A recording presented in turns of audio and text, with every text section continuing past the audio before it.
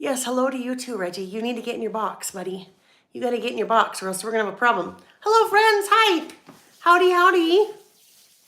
Happy Tuesday. Nice to see you. Come on, come on, come on, come on. Hi, Tracy. Hi, Deborah. Hi, Deborah. Two Deborahs. Deborah with an H and Deborah with a no H and an O and a couple of other things mixed in there. Hi, TK. Hi, Janine. Hello, everyone. Hello, hello. Hi, Teresa. Teresa's excited to be here.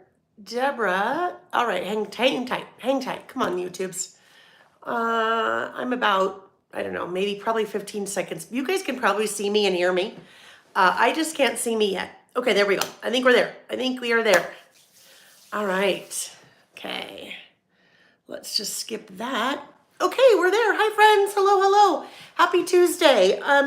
Oh my goodness, you guys, I am so sorry that I had to reschedule last week. I think that's only the second time I've ever had to do that. Once in December in like 4.5 years, right? Once in December and once last week. Oh my goodness, I don't know what I caught, but holy cow. Started coming down with it a week ago yesterday. And then Tuesday, Wednesday, like out cold. I mean, just not in a good place. And so Tuesday, there was no way I could have done class. Still kind of fighting it, but so much better. I mean, there were literally like 2.5 days where I could not get out of bed, couldn't lift my head. It was just nasty. Some kind of nasty cold virus or something that's going around. I don't know what it is, but I hope you don't have it or hope you don't get it. So yes, I really appreciate your patience with me and letting me reschedule. Some of you took a class with me last Thursday and we powered through it. We did, but I will tell you, Friday I was pretty much gone after that. So we should be good for tonight. Let me check again really quick. Let's see who we have. Deborah, yeah, getting there. Thank you, Deborah. She said she's hope I'm fully recovered. Not quite yet, but we're close.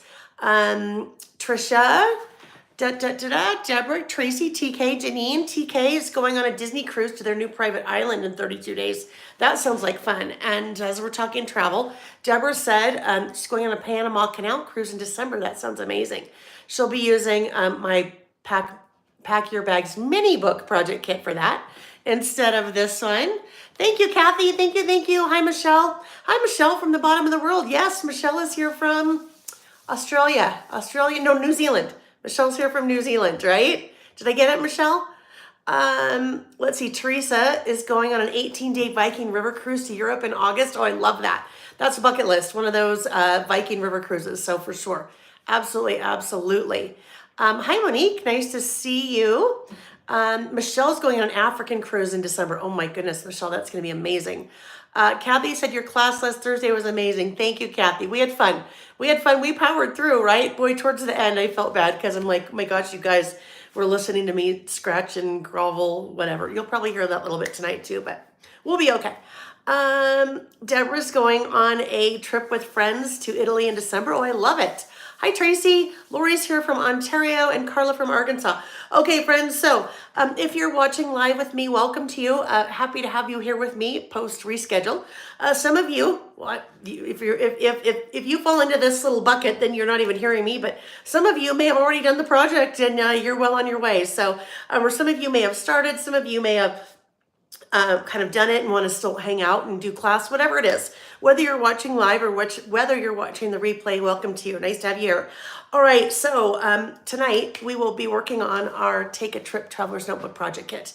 And travel is always my very favorite. When it comes to any of the projects I design, they're just my favorite because travel is so near and dear to my heart. So as we get going and start talking about different ideas, I may just start off with this instead of kind of end with this because it may just get your little mind flowing, your little brain kind of thinking about different things that you might use this for. So I'll kind of show you a little example and then we'll dig in.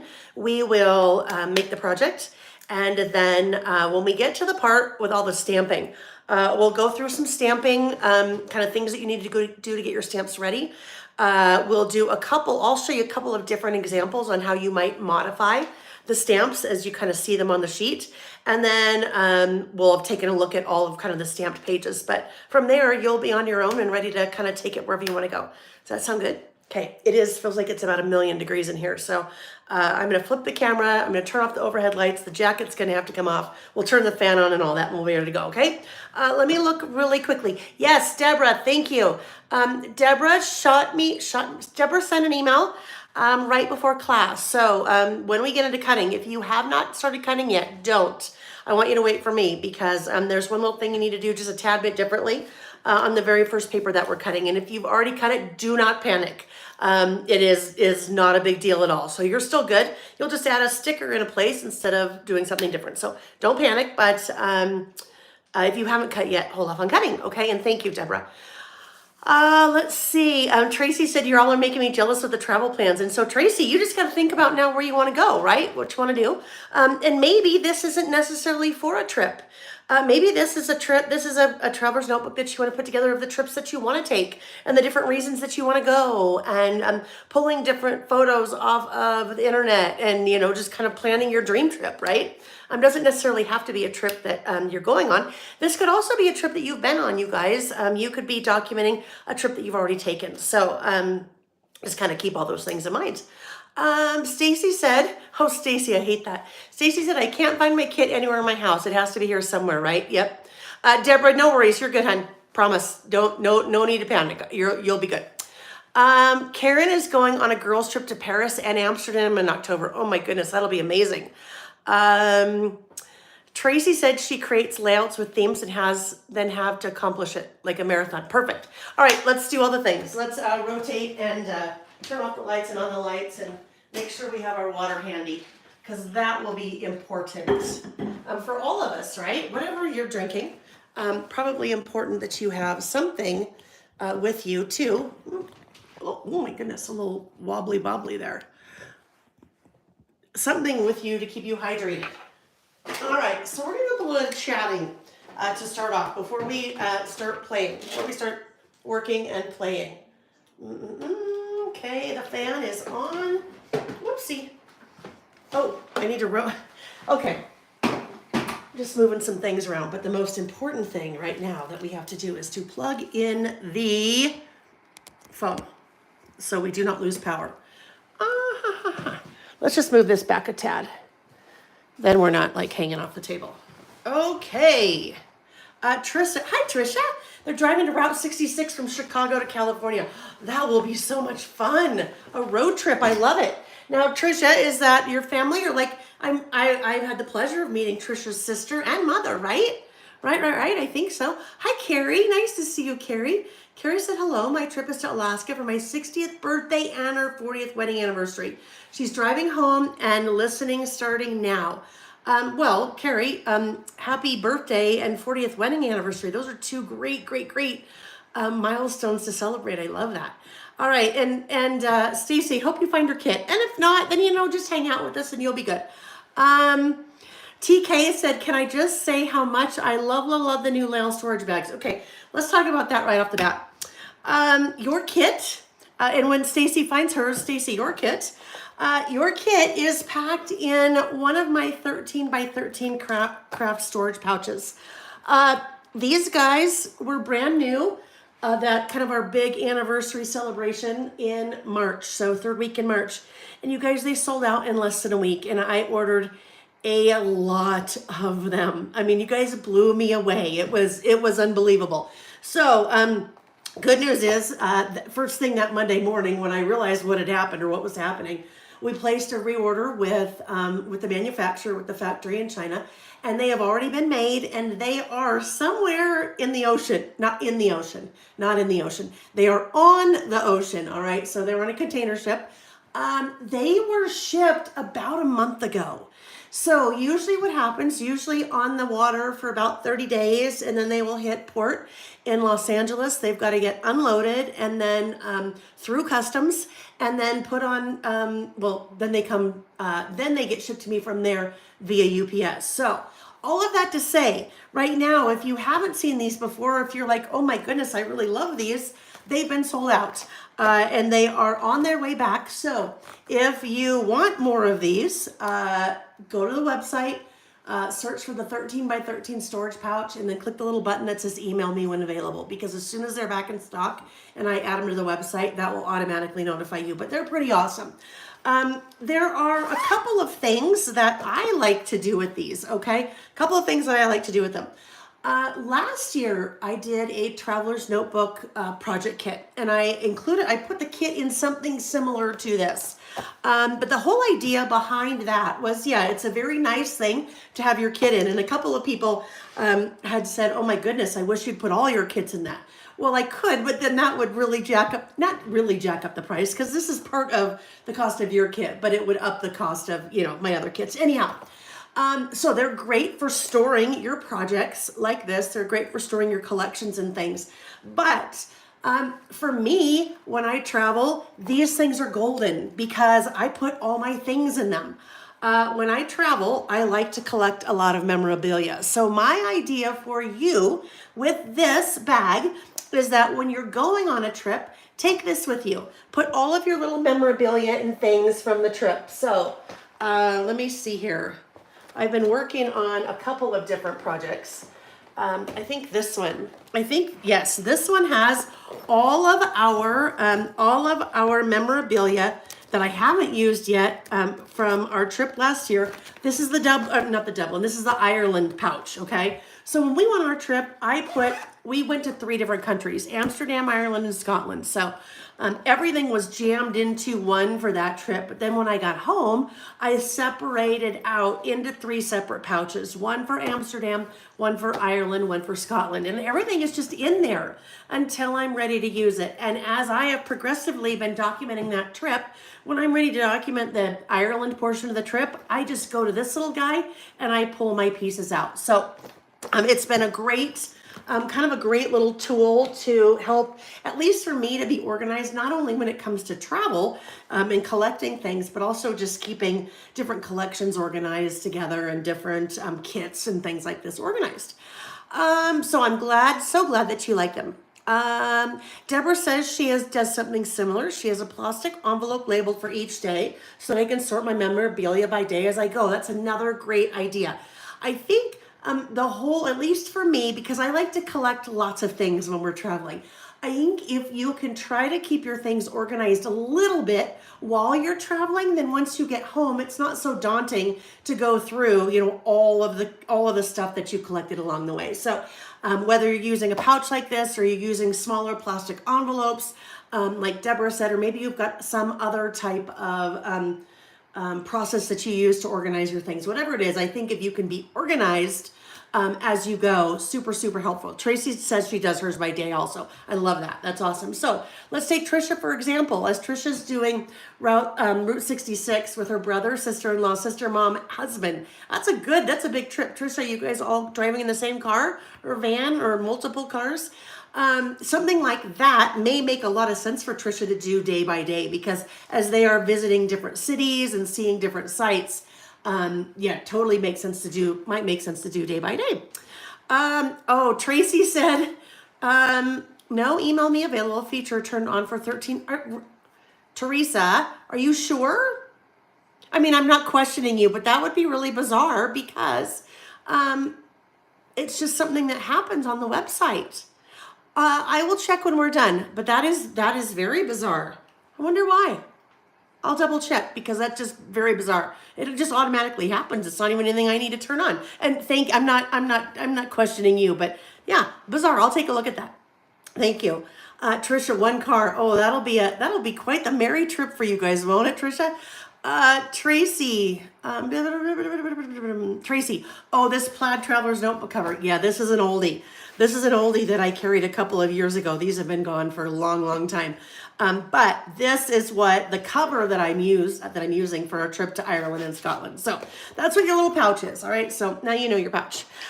Let's talk about what is inside. I'm going to put this little guy off to the side for a minute, and we'll talk starting with your instructions. So you have your color step-by-step instructions. We will follow along with those pretty closely.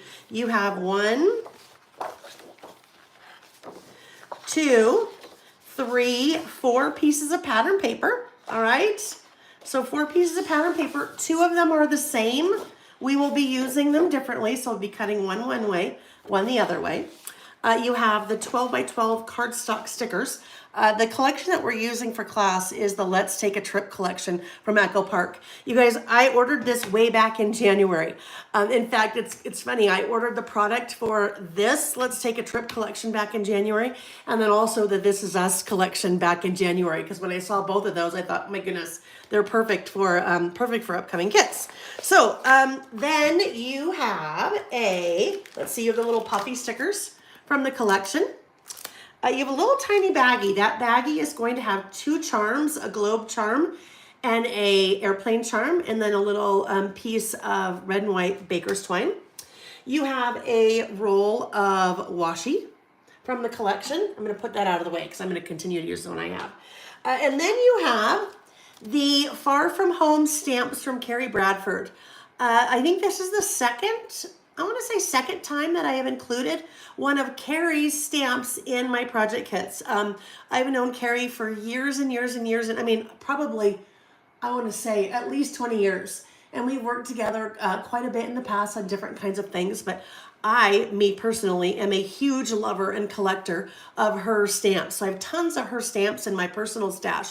But I thought it'd be fun to include this Far From Home stamp set. I just love her design aesthetic and everything that she does. So we'll be using this stamp set in class today. And then I've also included one of my 4x6 stamp storage sleeves. So if you have not seen the stamp storage sleeves yet, they are available in 4 different sizes: 3x4, 4x6, 5x7, and 6x8. And this is what I store all of my stamps in. So it's just a kind of a nice little sleeve for you to store and protect your little stamp set. So I'm going to put that off to the side right now because we won't need to store it because we'll be using it. Oh, one more thing. A package of 2 of the lined Traveler's Notebook inserts. All right? Okay, so the last thing we want to talk about kind of before we get started, and I'll talk for a few more minutes here, is this guy. This is a project idea sheet. This is a list of a whole bunch of ideas that you could use your traveler's notebook for, okay? So things like putting in a calendar of your trip, you're tracking your itinerary, your flight information, your hotels, any tours, a daily recap, different things that were happening every day, and I'll talk about that one in a second. An out the window type kind of spread. I'll show you one of those in a minute too. Kind of talking about driving. If you're doing a lot of driving on your trip, Trisha Poland, in a Suburban, it'd kind of be fun. Take a photo of the car, take a photo maybe of the odometer before you leave. You could take a photo at the beginning of the day, at the end of the day, that would help you track how many miles that you had driven. Take a photo at the beginning of the trip, at the end of the trip. That'd be kind of a fun thing to include in your traveler's notebook to visually show how many miles that you had driven. For me, when we were in Europe, it was kind of fun to take photos of like some of the street signs because they're so different than a lot of them than what we see here in the States. Roundabouts, maps. If you have a rental car, photo of the rental car, screenshots of any of your GPS directions on your phone. So you can, if you're doing a driving trip, you can have a lot of fun with tracking a lot of that information and taking photos and including photos. Your memorabilia. So lots of ideas here for memorabilia. Any of your tickets, postcards, stickers, stamps, maps, brochures, magazines, napkins and coasters, receipts, hotel room keys. There's really no limit to what you can or can't collect when you're traveling. Whether or not you can use it may be another story. Now, you may get something that's a little bit too big to put into your traveler's notebook. That doesn't mean you can't use it. Take a photo of something, okay? Take a photo of something and then just print it out to whatever size you need. That's also kind of a good way to preserve something. So these days, our airline tickets, most of them are thermal printed, okay? They're printed with heat. There's actually no ink that is coming out of a printer.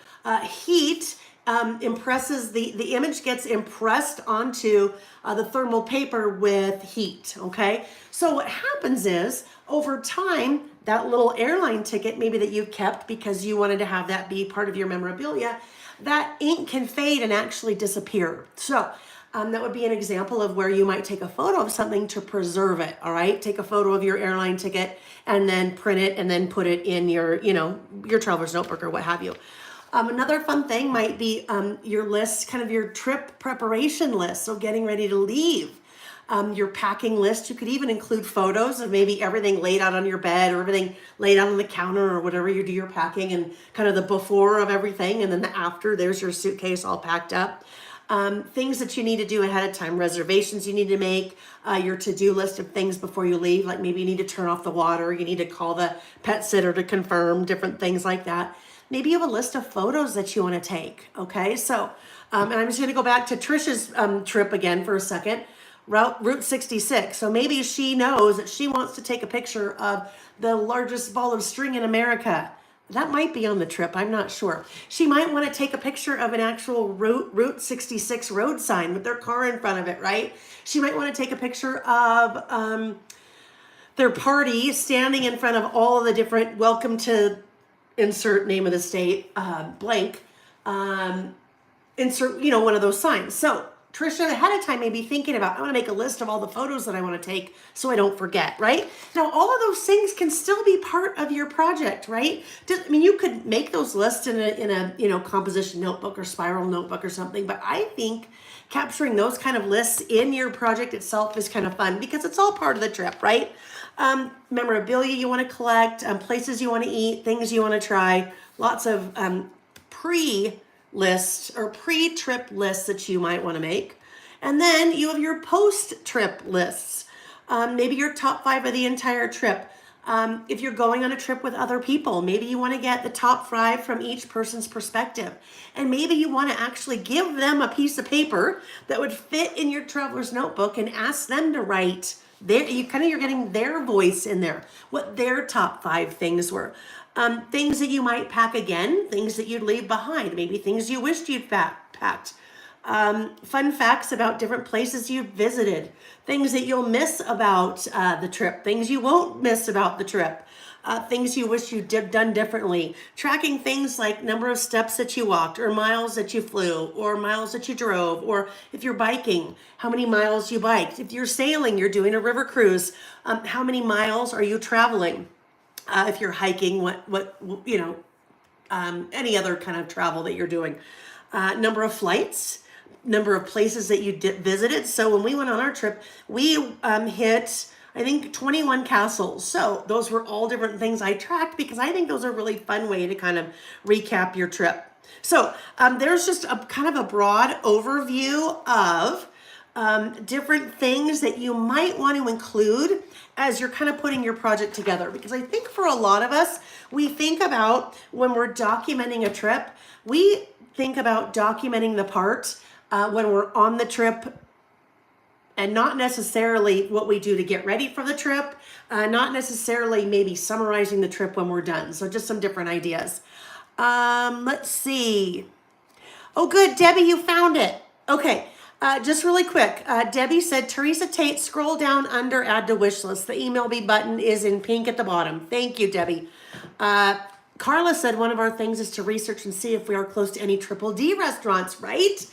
Maybe there's some really bizarre off the wall places that you want to hit. And guess what? You might not hit them all because there just may be way too many things to see on your trip. But maybe you have an extra 2 or 3 hours one day and you're like, gosh, what should we do? Instead of taking the time while you're in the place to do the research, have the research done before. So this is a, hey, if we have time list, let's hit these things. Or maybe if you go on that same trip again, then you've got your list that says, hey, we didn't get to do these last time, but next time we go, we want to make sure to do that.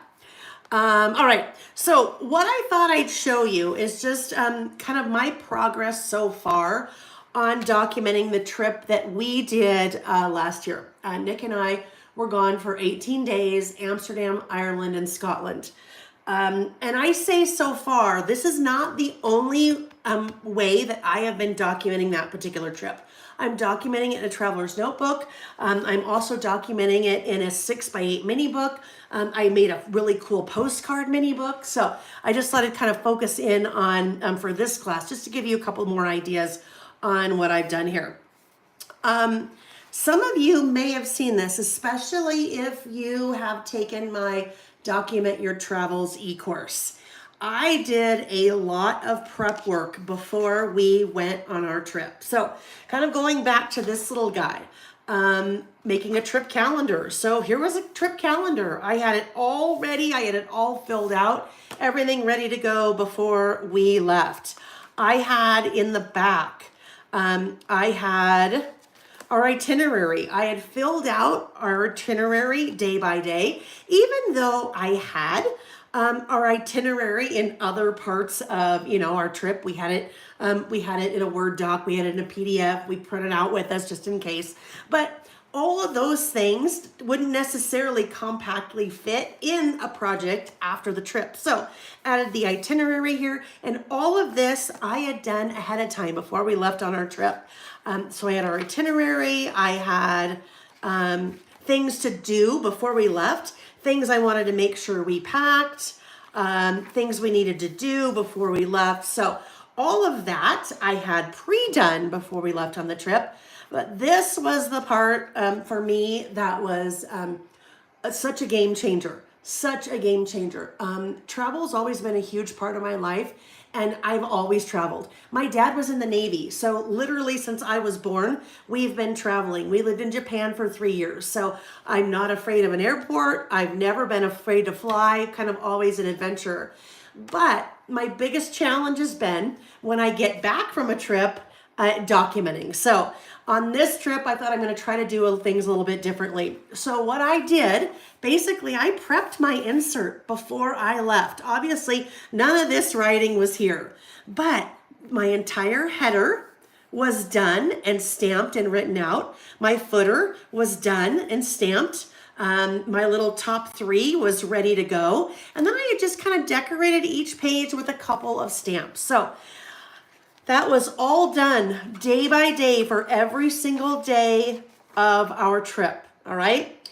When we were on our trip, every night I sat down and spent maybe 15 minutes max, just really a brain dump. This is what we did. This is what we saw. These are the things that were really cool. And then I did our top 3. So I did that every single day of the trip. Sometimes I couldn't get it done that night. So the next day, if we were flying or on a train or something like that, I just had my stuff with me and I was filling that out. So by the end of that trip, all of that was documented, okay? So no longer in my brain, no longer floating around. I will tell you, it was an 18-day trip. So by the time that we got to about day 11, we were like, no, what did we do the first day that we were in Dublin again? I can't remember. So it was so nice to have all of this all done and together, because when I've started documenting the trip, taking all of this out, because it's already documented, right? But when I then started wanting to take the photos and kind of putting it all together, all I had to do was go back and reference this, because I had all of those fun little details here. So this is kind of already like a mini scrapbook in itself. There are no photos, and that for me was something that was a kind of a big deal. I left no room for photos because I didn't want to get caught up in, oh my gosh, how many pages do I need for Dublin? And I don't know, like where to leave space for this or where to leave space for photos. So for me, this was purely for doing the documenting, okay? TK said she loves to journal as I go. And Carla said the e-course is amazing. Thank you, Carla. So once I had this, it was so easy for me to sit down and start to do this part, all right? So I sat down ahead of time when it came down to documenting that trip in a traveler's notebook, and I kind of started thinking about what I wanted to capture, how many pages I had, how many pages I wanted to do for each country, and then I kind of set out a little formula. And for me, when it comes to documenting a trip, a formula is the easiest way to go, and that's just me. So the formula that I basically set out, I was going to the beginning of this, I'm talking a little bit about the trip, right? Because I need a little bit of an introduction as to how this trip came about. For every country that we went to, I have the same intro, still working on it, right? Still a work in progress. So Amsterdam there. Once we get to Ireland, you see same intro. And then once we get to Scotland, you see same intro. as I continue forward. Over here, I was talking a little bit about an out the window type project or out the window type documenting. And that's what that is. I take photos out the airplane window and then just do a little spread here. We were leaving Salt Lake, flying into Amsterdam. That's the date. And this is kind of the photo. Little explanation. Then we've got a full page photo. On the left, what we did. On the right, our favorite things. And then, speaking of Carrie Bradford, I used some of her digital templates to do photo pages in between. But basically, that's my formula. That's my formula for each of the 3 countries. And then a little bit of what I call glue booking or junk journaling. Taking a lot of that ephemera that I collected along the way, and each country has 2 pages for that. Okay, so that's my book. And like I said, that's not to say this is not the only way that I have documented this trip, but this is how I'm documenting this trip in a traveler's notebook. So kind of fun. All right, so I just wanted to talk about that a little bit. So as we're working, you can kind of be thinking about maybe some of these things, kind of be thinking about some of the things that I showed you. And then at least for me, the way that those kind of things always work in my head is I'll be taking class tonight, and then 2 days from now in the shower, I'll be like, oh my goodness, okay, I got it. I know what I want to do. And then it'll just kind of all come together. So hopefully a couple of those ideas I shared, maybe something that you can work into your travels. Monique said, thanks to you, I do that for every trip I take, big or small. Definitely a game changer, the prepping before. And I'm so glad, Monique. I really am so glad to hear that, because we're all the same, right? We all we all know that we like to document. We like to do this. And if you're here, you also probably like to travel, right? So probably not your first rodeo. You've been on a trip, you've come home, you've collected all the things, and then you've kind of tried to figure out how in the heck do I take all of these things and now document my trip. So just, another idea, something that's really, really, really worked for me. All right. So just getting my lights situated here again. I've got a big old bundle of cords at the bottom. Okay, so let's go ahead. We're going to start out by cutting our paper. All right, start out by cutting our paper. So I'm going to put everything else aside with the exception of the papers and the last page of my instructions. All right, so the first paper that we're cutting is the postcards. If you have not cut your paper yet, I want you to hang tight with me. If you have already cut your paper, don't panic. Deborah, thank you again, Deborah, had reached out ahead of class and said, hey, I think I did something a little bit differently than your instructions. So I want to show you first what's happening. We are cutting this paper. We're going to use the front of this paper for the slip cover on one of our inserts. The back of that, we have this little piece. This little piece I have tucked in right here. And so it kind of has a little bit of decoration there. Now, if you've already cut your paper, you have cut it to have this little piece as part of your slip cover. So I apologize for that. You won't have that little tiny part. And when we get there, I'll help you figure out what you can put in that little place instead. You'll still have your little corner here. It will just not have that little piece in it, all right? So if you haven't cut your paper yet, follow along with me. And if you have cut your paper, just hang tight for a sec. So we're gonna go ahead and trim off our product strip. And we are going to trim. We want to trim an 8 1/4 tall by 12 inch wide piece from the bottom. All right, so we are going to, from the bottom, here's my bottom, 8 1/4.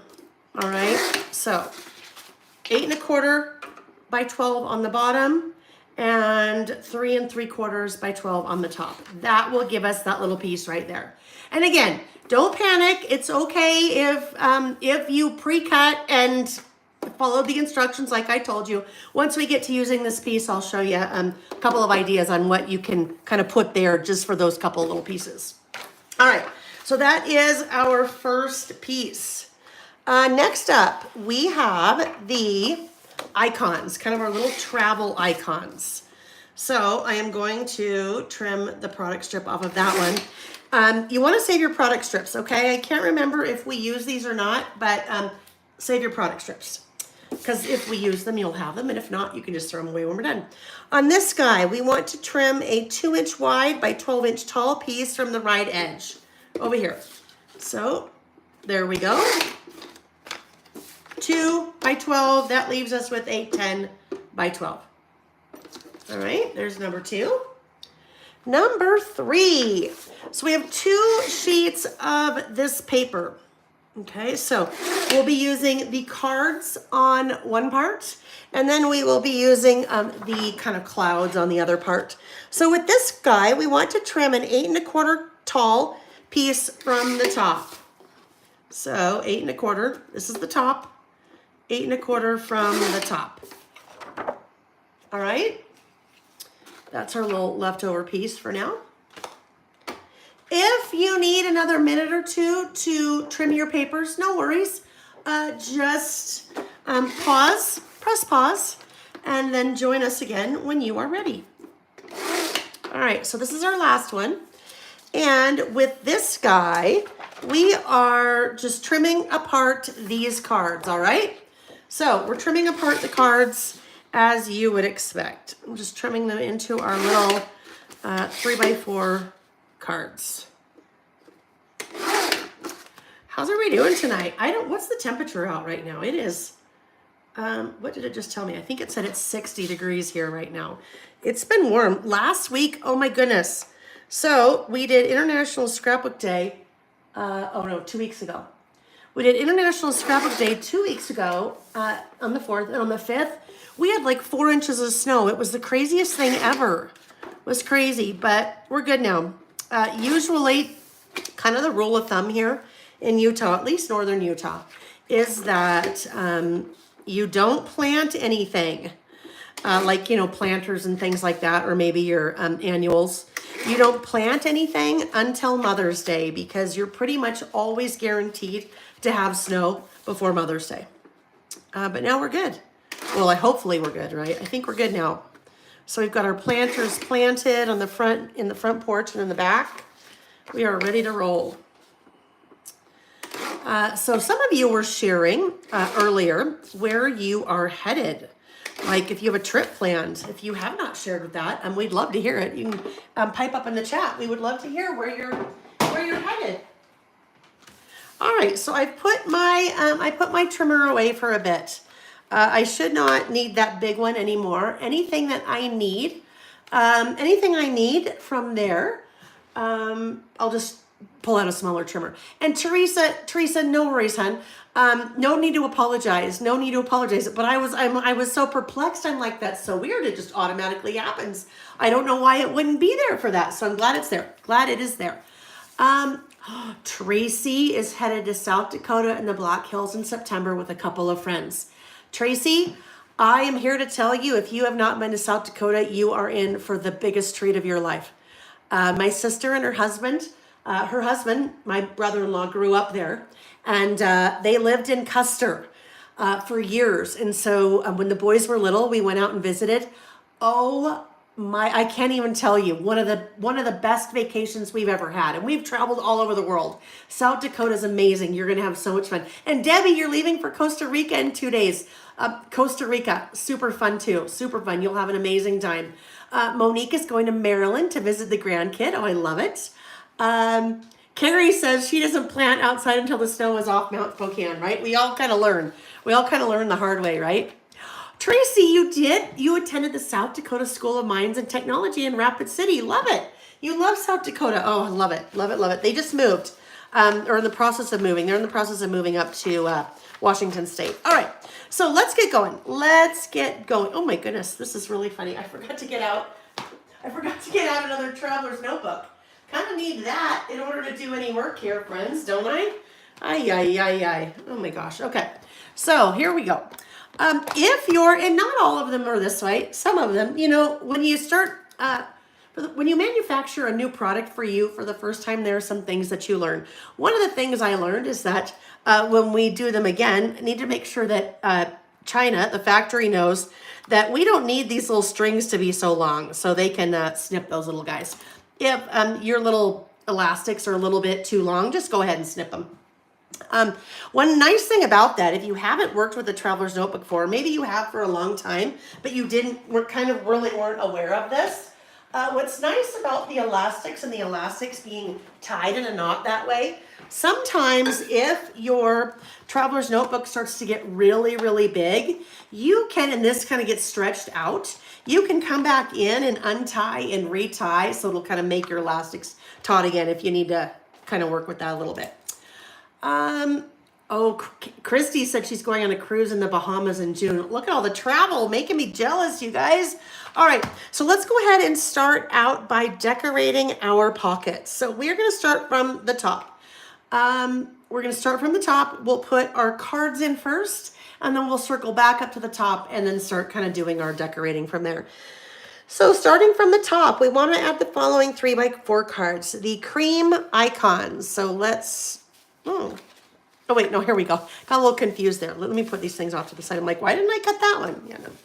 All right, the cream icons. So that is going to be this little guy. If you are a fan of doing your outlining, like I do, excuse me. Okay, we're gonna try really hard not to make that happen during class. I did take some Dayquil right before we started in an effort to hopefully kind of prevent us there from having any issues. Okay, I know what we are going to do. For those of you, well, we'll get there. We're gonna use this. We're gonna use that for our little area down here if you already cut. Okay, anyhow, back to the task at hand. This little guy is just going to tuck right up there. So for now, we're just going to tuck that one right up there, and then we'll kind of move things around as we go. Take a trip and travel as much as you can. All right, travel as much as you can. And take a trip. You guys want to know something super exciting? So here in Utah, there is a local morning show, one of the news channels. It's the NBC affiliate, KSL. They reached out and have asked me to go into the studio and film a segment about traveling and using a traveler's notebook. Isn't that cool? So once I do that, the filming takes place on June 3rd. So I think it'll probably air 1 or 2 days later. So once it airs, I'll kind of post about it, and you guys can, if you want to watch it, you can see, but you'll see lots of these things, some of the things I already showed you, but yeah, that was really exciting, very fun. And they're like, and you can promote whatever you'd like. And I'm like, oh my goodness, that's so exciting. Very excited about that. So she's like, if you have any travel kits or if you have any travel stamps or anything like that. And I'm like, or like a travel e-course, anything like that. So very excited about that. All right, so next up, we have this little guy, our little take a trip. Thank you, guys. Yeah, thank you. Very excited about that. All right, travel as much as you can. This little guy, is actually, I am skipping this pocket. Now, I am using the Pedal Perfect. I'm using the Pedal Perfect Traveler's Notebook for my cover. So whatever cover you're using, whatever you have is perfect. If your pocket configuration is a little bit different than mine here, then you may be kind of moving things around a bit based on whatever your pocket configuration is here. But for me, I loved this card, this travel as much as you can. And there wasn't really a way to use it without it kind of getting lost if I tucked it in a pocket. So what I ended up doing was I skipped this pocket altogether. And this guy just kind of tucks right in there. So as we kind of start moving things around a little bit, my travel as much as you can is really sitting on top. It's tucked in a little bit, the bottom pocket, but it's sitting on top of that second pocket. All right, down below here, this is where I want us to grab our trimmer again. Let me grab a smaller trimmer here. And we want to grab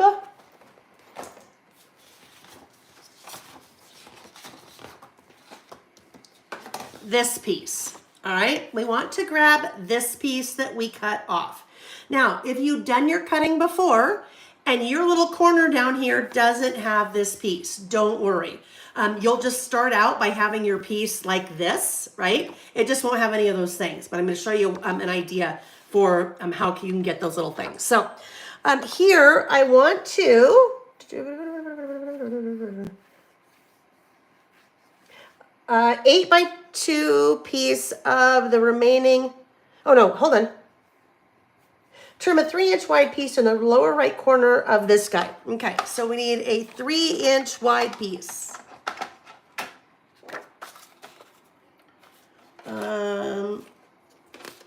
Hang on. My trimmer's upside down. Like, wait a minute. That doesn't look right. Okay, 3-inch wide. So this is what, hang on.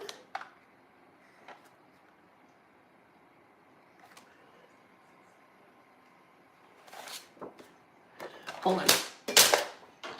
I want this to be, let me get my little ruler out here. 3 inches wide, and I didn't tell us how tall. About 3.5 inches tall. All right, it's already 3 inches wide. So 3.5 tall, like that. All right. Now, if you have the other bottom part of the paper, right? If you have the bottom part of the paper, you don't have this. Don't be sad. I'm going to have you take that piece that you have, right? And go ahead and trim that so it's 3.5 inches tall. And we'll still be able to use it. All right, so if you were cutting with me there, then you have this piece. If you are not cutting with me there, then you have this piece. It doesn't have those little pieces right there, all right? Either way, we're gonna start out the same way. This guy, I never cut it to be 3 inches wide. Let's make that 3 inches wide. There we go. All right, so what we're gonna do with this guy, I have been doing decorating traveler's notebook inserts and pockets for about the last 8 years or so. Normally what I do, maybe up until about a year ago, not even that. Normally I just stick my stickers and whatever I may be sticking right to the traveler's notebook itself. Maybe about 9 months ago in a class, I said, you know what, I don't want to do that. And they said, well, what can we do if I don't want to stick it straight to that? And we came up with this idea of just taking a piece of paper, scoring it, and then it kind of hangs over the top of the pocket. So that is what we're doing here. I just want my little piece to go over the top of the pocket. So I'm just going to, I have folded that over, not very well, not very evenly. I'm folding it. If you want to score, I have folded or scored about, my little ruler just go. Oh, here it is. About 3/4 of an inch from the top. All right, so we're just basically making a little tab. So that part can insert into the pocket, and then that piece can sit on top. All right, so your little piece right now is either going to look like that, or it is going to look like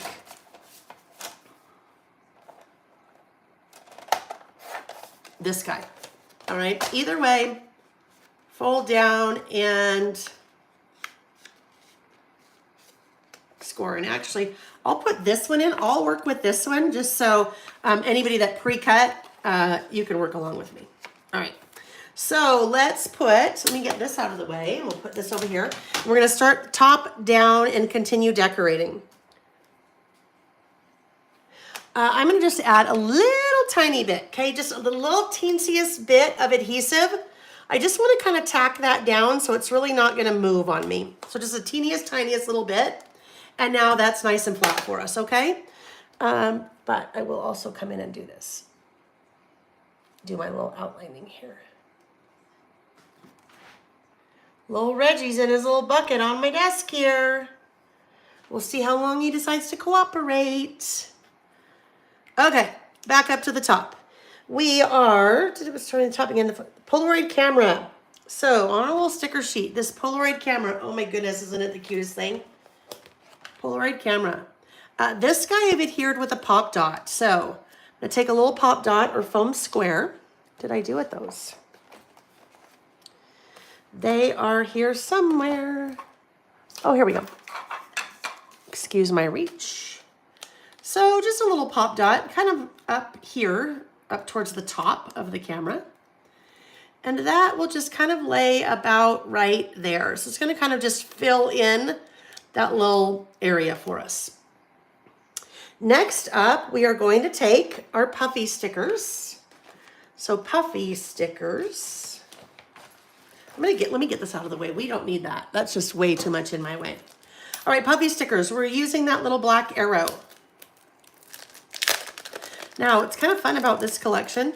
This little part, let's take the trip. You could totally use this. Look how cute this would be. Like we could totally take this, cut this away, and use that cute little piece. TK, the camera is right here, okay? Right there, next to the, right above the airplane. But this little cute thing would be just something fun to use to decorate one of your little pages, right? Now there's a bigger sticker of that, but the more the merrier, right? So there, now I can have that to use for something fun.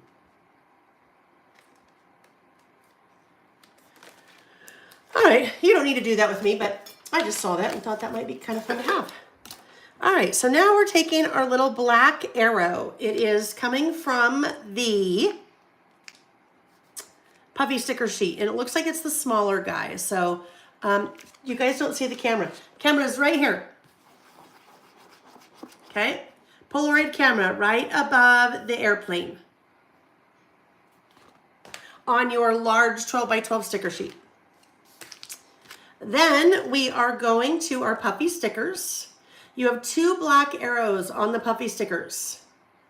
I am using this smaller black arrow, okay? Smaller right above the little moped. And that is just adhering kind of right here. It follows that, kind of follows that same little bend as the take a trip. Oh, good, Tracy, glad you found it. Okay, so from there, we have 2 stickers here. We have a little one that says let's go, kind of a little geo tag that says let's go. It is right below the keys. Grab that one. And then we have the airplane tickets. So the airplane tickets are right here. Okay, airplane tickets to the left of the suitcase. And these, I am going to put a little pop dot there. So a little pop dot just to kind of fill in this space, right? Because it's kind of, there's this big empty black space there. Put a little pop dot behind the let's go as well. Okay.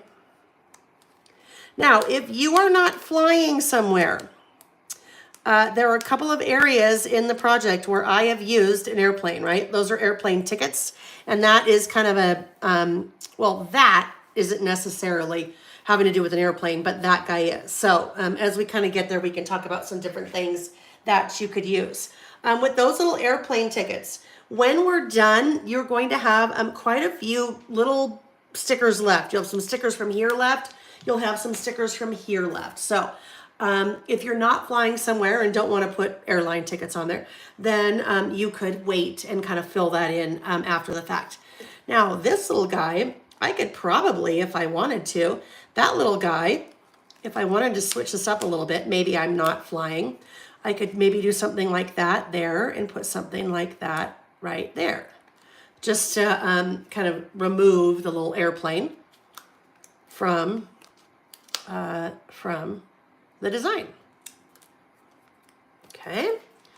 All right, and it's going to keep falling on me until we kind of get it to where we want it to go. Okay, now what we have going on here, I'm going to start with this little guy. I'm going to start with that vacay, the vacation time. That is this little sticker right down below, our little kind of baggage claim sticker.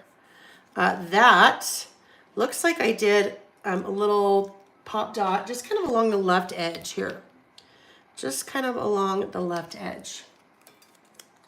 That little guy's going to go there. And again, what I have over here on the left is the example if you cut your paper ahead of time, because when you cut your paper ahead of time, I told you to cut from the top instead of the bottom. And over here on the right, this is if you waited and cut the paper with me during class. That's why I've got two different options here, all right? Okay, so then let's go with this guy. Let's go with the suitcase next. The suitcase sticker, the suitcases sticker, right here in the center of our sticker sheet. When you look at my little example here, I have a little charm that is hanging off of the lower right-hand corner of that suitcase stack. I've been doing Traveler's Notebooks. I've been teaching Traveler's Notebook classes for 8 years. Not until I was teaching a Traveler's Notebook class in person last month in Spokane for 3 craft chicks. They're somewhere over the Rainbow Retreat. When one of the students, one of the participants, took a little charm and did this. And I'm like, oh my goodness, that's brilliant. You were so smart. And her name is Sarah. And so I said, Sarah, I love that. I'm going to start doing that all the time, and I'm going to give you credit. So that is where your little baggie comes into place. Just adds kind of a fun little movement. Kind of really just shakes up our little pocket decorating here. So there's my sticker. In our little baggie, you have a globe sticker and you have a jump ring. Okay, so that little silver ring is called a jump ring. I'm just going to take those two things out for right now. One jump ring, one globe sticker. I need to make a little hole in the bottom of that corner of the suitcases that I can put the jump ring through, and then add the globe charm onto that, and then close the jump ring. So in your instructions, I suggested if you had like a paper piercer or a really small hole punch. If you don't have either of those, no worries. Just grab maybe your little scissors. You just need a little small hole in that kind of lower right-hand corner. All right, so I've just used my paper piercer there. That may be a better way to show you where I put that. All right. Punched a little hole in the end of that sticker. Ooh. Okay, be careful, dangerous. All right, we'll turn that over. Now, I have my little jump ring. Jump ring is a continuous piece of metal that has been formed into a ring, but it's not been soldered together. So, when I take my little jewelry pliers and open that little ring up like that, that makes it so I can put something on there. You don't have to have jewelry pliers. You can probably open that. It's not super tight. You can probably open that with your fingers. Or if you have maybe pliers in the garage or pliers in the kitchen, you could use your regular old pliers. I'm just using 2 pairs of jewelry pliers there. So I am going to take the little ring. I am going to put the globe charm so it's hanging off of that ring. See that? And then I'm going to take my sticker and push that little jump ring through that hole in the sticker and close that back up again. All right, I just want to make sure that there's no little gap between those guys. TK said the We Are Multi-Punch has a 1/16 option. The little dial-a thing, yeah? Is that what you mean, the little dial-a thing? Perfect. If you have a little tiny hole punch or a paper piercer or like I said, you could use like your scissors. Just don't go in very far because you don't want to cut it. You just want to make it like a little hole. So now that little charm is hanging from my sticker. Now, if you want to take a little bit more time to do that, I would say wait on this, okay? Wait on this until tomorrow. Wait on this until you are not at the end of a long work day or what have you. But that is something that if you want to wait to add, you can do that tomorrow or over the weekend or something, maybe where you have a little bit more time. So I'm just going to add a little foam square right up there. And this little guy, however I position it, I just want to make sure that my little guy is hanging, okay? So I'll go a little bit of an angle here. That's going to help kind of fill in a little bit of that black space right there.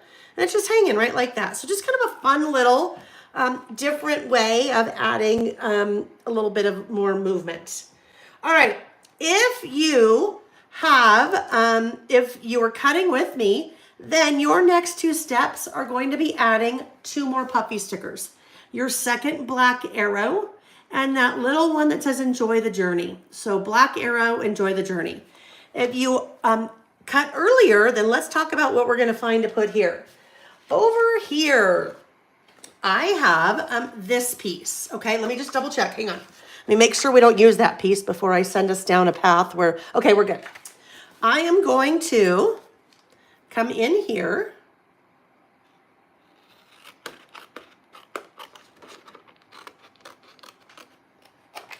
and cut out this card. So this is what we had left over when we cut our slipcover. Well, you don't know that it's a slipcover yet, but this is what we had left over. We had that strip left over there along the bottom. So now what I'm going to do, let me get this put away really quick, just so I don't have all this stuff in our way.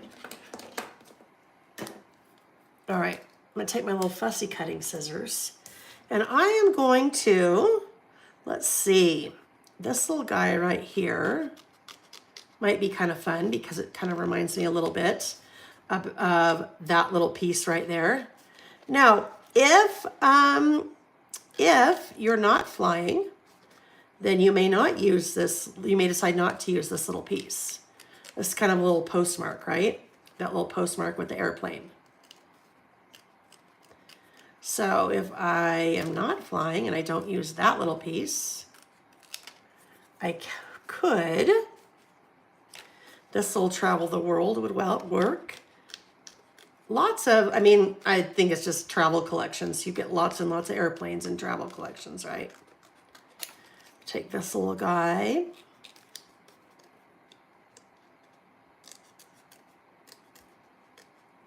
So I'm just kind of putting some things together here that could fit in to kind of decorate this little part. Maybe there's that. Maybe here's my little travel the world.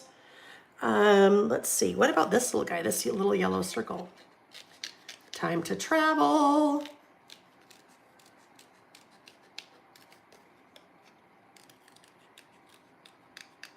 So I am kind of replicating, but in a different way, right? What was in that corner.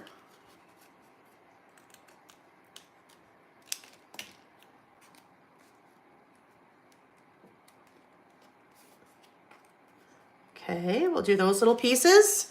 Let's get a little, let's get our little glue pen here, maybe a little bit easier. Oh, put a little bit too much squeezing in that. A little bit more liquid there than I want. Okay, kind of just put this little guy maybe right here. And this guy next. That little time to travel. And then this other little piece that we cut. That little guy is just wanting to send out lots of pieces into the world, lots of glue into the world on me. Okay. Then let's grab our 2 puffy stickers. So we have our little arrow here. Maybe kind of go like that. And then our little piece along the bottom, enjoy the journey. There we go. Now I've left that, I kind of had that little space right there. So let's see what else I might use.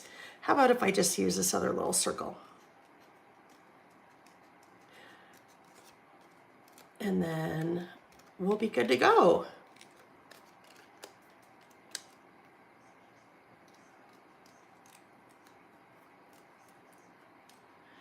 We can pretty much always come up with an alternate if we need, right? Tracy said this travel line is so great. I know, isn't it? I love it. When I saw it, I'm like, oh my goodness, this is perfect. And usually every year I usually do a travel project kit, a traveler's notebook. My goodness, what am I trying to say? A traveler's notebook themed project kit, and then a travel themed. My goodness. Let's try that again. Travel themed traveler's notebook project kit, and then a mini travel themed mini book project kit. There we go. So I don't ever like to use the same travel collection for both because I like them to be different, because some of you, like Deborah, get both of them. So when I saw this collection, I'm like, oh my goodness, this is so fun. It is so fun.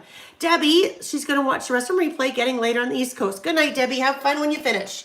All right, so there we go. We're pretty much good here, friends, with our pockets. Last thing I'm going to do, this little guy is just kind of flapping in the wind a little bit. So I am going to add just a little bit of adhesive right there, and that will tack that down. And now everything else is pretty much tacked down. I might add a little bit right there. So everything else, is now really just all in one piece, right? It's all kind of just all connected together. What I did on this little guy, I took out, actually on both of those, maybe I'll just grab that really quick. I used this may not quite be ready to roll yet. Nope, I won't do that yet. I added a little outline with a white pen. So you'll see there and there, just to kind of brighten up those two black cards a little bit. All righty, so our last thing that we're going to do. And now I can't do this because I did both versions, right? I kind of cut both versions, but you have a piece that is left over. Your piece that is left over, I am just kind of tucking right there in that little side pocket. So it just kind of adds a little bit more decoration and kind of brings this stripe over to here. All right, let's keep on going. Let's keep on going. Okay, let's start with our first traveler's notebook. We're gonna do our slip covering. So go ahead and grab both of your inserts out of their little package. You have a package of 2 of my lined inserts. Move that off to the side. And let's start with this guy. If you are new to doing traveler's notebooks with me, I want to kind of explain this process a little bit and how this all came about. As I mentioned, I've been kind of working with traveler's notebooks probably for about 8 years. And for a long time, so I worked for Simple Stories for 6 years. And while I was there, we launched the Carpe Diem brand. The Carpe Diem brand had our traveler's notebooks and the planners. And for a long time, the traveler's notebook inserts that we had at Carpe Diem were patterned. So the covers were patterned. And so I just kind of always worked with the cover, the pattern cover. And then early on in the process, December rolled around and we did not have a kind of Christmas themed cover. And I thought, well, I'd really like my cover to be Christmas themed, so what could I do? And so I thought, I know, this is 8 years old. It gets pulled out all the time, so it's getting a little rough. So I thought, I know what I'm going to do. I'm going to cover my insert. So I took out some Christmas paper and I glued it to the cover. I took out stickers and all that and I glued it to the cover, which was great. I was so happy. My traveler's notebook was all decorated for Christmas. And then January rolled around and I was still working in this insert. January rolled around and I went, oh no, I've glued paper to this and I don't want Christmas anymore, right? Because I'm still working in the insert. So I kind of went, oh crap, what am I going to do? So thought for a while and I came up with the idea of slip covering our inserts. All right, so that is what I've done with both of our inserts. Slip covering, what's nice about slip covering is it lets you remove the cover and then replace it later if you'd like. In a project like this, it's not necessarily, you may never replace this cover because it's kind of, this is your travel thing, right? This is your traveler's notebook. So you may never need to replace the cover like in my December to January. But I still, in all of my project kits, I always like to cover the concept of slip covering because I think it's super helpful, especially if you're working with more traveler's notebooks down the road. You may have a cover that you really don't like patterned and you want to cover it up, but you don't want to have to glue it. Or you may be swapping out kind of that slip cover because you're moving your insert from one place to the next or from month to month or what have you. All right. So that's what we're going to do here. We are creating a cover for our insert. With this guy, before you start working, these are clouds in this case. My clouds, for me, I want my clouds to be kind of puffy on top and not necessarily puffy on the bottom. Puffy on the bottom, it kind of looks like those are storm clouds now to me. So mine are puffy on the top. If you're like, what in the heck is she talking about? Doesn't matter. That is the way the paper's designed for this to be the top. So that's kind of what I'm going with, is my paper is facing up this way instead of down this way. So first thing I want to do is fold this in half. And I always start out by folding the outside. This is going to be the outside facing inward. So outside facing inward. The reason I do that, anytime that you are folding pattern paper, even scoring pattern paper, sometimes you will end up with breakage of the fibers. So the fibers start separating. And anytime you're going to see breakage of the fibers, it's on the fold, right? On our fold. So if I fold with the outside in, my fiber breakage is going to happen here, which is now on the inside, okay? So I always, if you're making a greeting card or something like that, always fold the other way. Your fiber breakage then will then be on the inside instead of the outside, okay? So there we go. There is our paper folded in half. Grab one of your inserts, take the spine and line it up with the center of that fold and close it, okay? Rotate it.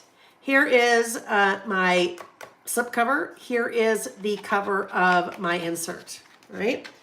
I am going to take a tool that I always have with me, right? Hopefully I always have with me.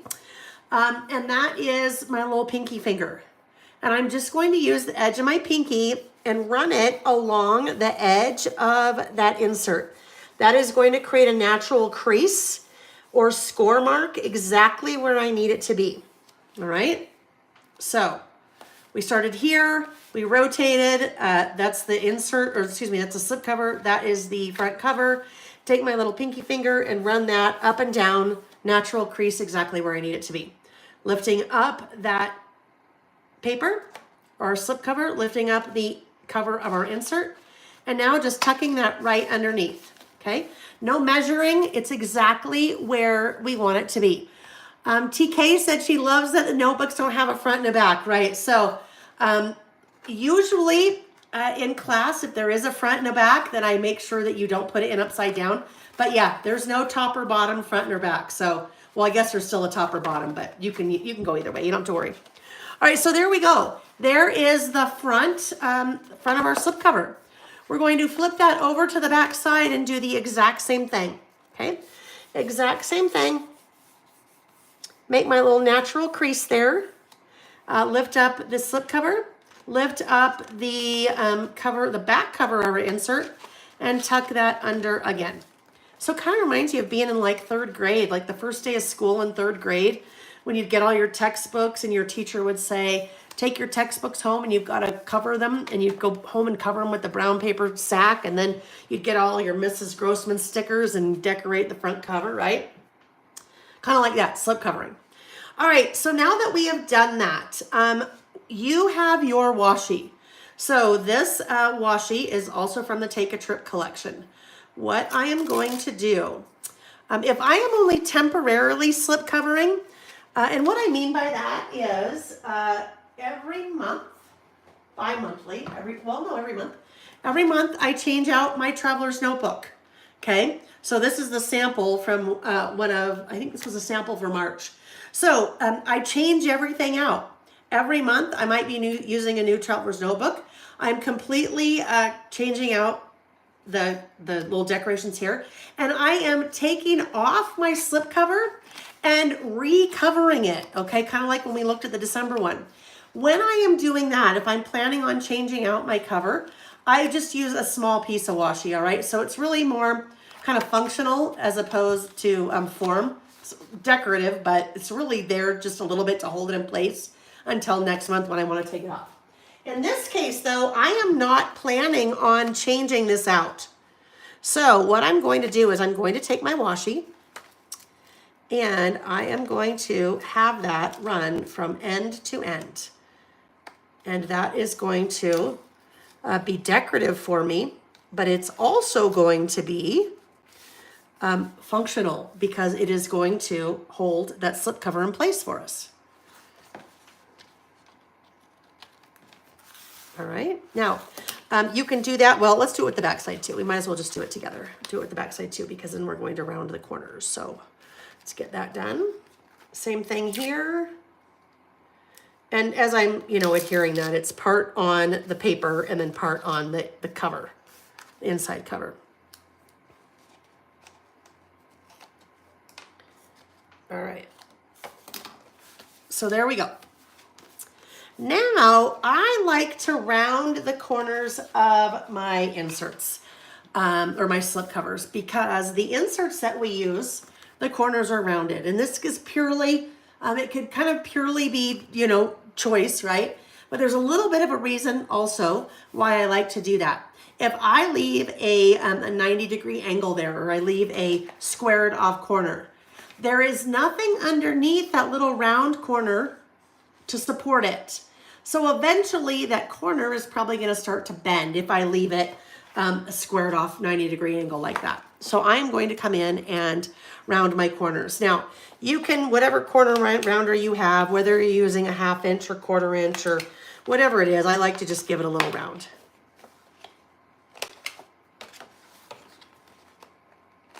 So there we go.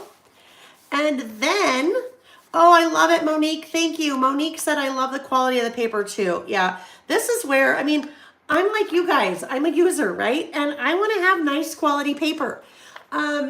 I could certainly have done a much less expensive paper. And I could have charged the same, or I could have charged a lot less. Well, not a lot less, but charged less. But for me, it was really important to have a really good, nice quality paper, right? We're not looking for rice paper here. We want to be able to have a nice, sturdy piece of paper that will hold the things and not bleed through and so forth. Although, well, we'll talk about that in a minute. I am going to do my little outlining here. So here I have outlined that insert. When I'm outlining my insert, I like to open it up. The reason I like to do that is when you get to your outlining here, 9 times out of 10, if I don't open up, I go whoop and right off the edge. And if you do that, it's not the end of the world. But I find it's a little bit easier if I open up like that. And then I'm good. Then I can continue with my little outlining like this. And that is just, well, you can see, right? Look at the difference there. Huge difference. I think it just kind of helps to finish it a little bit. Monique said, I used to have to make my own because of the paper. Now I don't. Oh, I love that, Monique. I'm so glad to hear that. I'm so glad to hear that. That's a thing where it's almost like you don't know what you don't know. If you're starting to use traveler's notebooks and you're not really kind of thinking about what you're using them for and the quality of the paper, you can end up with a traveler's notebook insert that the paper is super thin. And then usually in that case, especially when I first started working with traveler's notebooks before we made them at Carpe Diem, I'd end up sometimes gluing 2 pages together or adhering 2 pages together just because the pages were way too thin. All right, so there we go. Next up, we are going to start with this little tag, all right? This little trip of a lifetime. And I am going to start out by notching the corners. From there, and this is just me, and you might be like, well, that's the weirdest thing ever. This seemed a little bit too wide for me. You see the difference there? Here's my sample, and this guy just felt like it was too wide. So I just came in and trimmed it down a little bit. This looked like really like, I don't even know the word. I'm like pudgy is stuck in my head. It's not pudgy, squatty, I don't know, whatever. It just seems like really stinted. It looks like we're missing the bottom part of the ticket. So I just came in here and trimmed off just a tad. I don't know, maybe like 1/8 of an inch, not a ton, because I don't want to cut into that little globe, right? But that's just me. So if that doesn't bother you, then don't worry about it. All right. Hi, Carla. Bye, Carla. Nice to see you. We'll see you again. And I can actually go, I think, just a little bit more.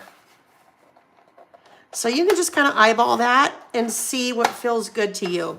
And if it feels good to you the way that it is, then certainly don't bother doing what I'm doing, but there we go. I don't know. I just like it better that way. I like it better that way. It looks more balanced to me. Okay, next up, we need to punch a hole in the top. So this is where I'm using my regular old hole punch, okay? Just my regular old standard hole punch, and I'm punching a hole at the top of that tag. Like so. Going back to our little baggie. So now we're going to grab the baker's twine and the airplane charm. And I am going to take the airplane charm and string it along the baker's twine. There is a front and a back. You can kind of feel, or the bottom and the top, I guess. The bottom of the airplane charm is flat. It doesn't really matter.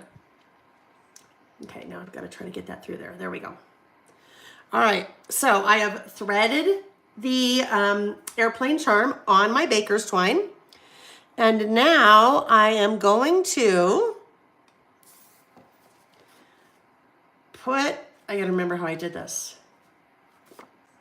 Maybe I didn't do this yet. Hang on, I have to think. Well, we'll try it.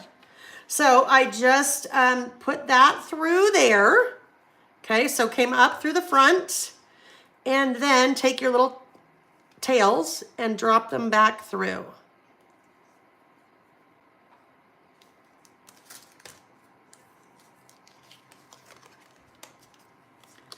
Like that. My little guy's backwards. Anyhow. All right, there we go. So your little airplane charm is just going to dangle right there off of your little baker's twine. Let's outline this because, you know, if you are not flying, you don't have to use your airplane. You could, let's think about what you could do if you are not flying with your little guy. Oh, I know what you could do. All right, if you're driving, you could stamp your little car. Maybe stamp your little car on some white cardstock. Stamp your little car and then punch a little hole, maybe in the tire, and have your car dangle from there. That would be kind of fun, wouldn't it? With your little car stamp. All right, let's keep going. This guy, we are going to adhere. So let's grab our little adhesive on the back side of this.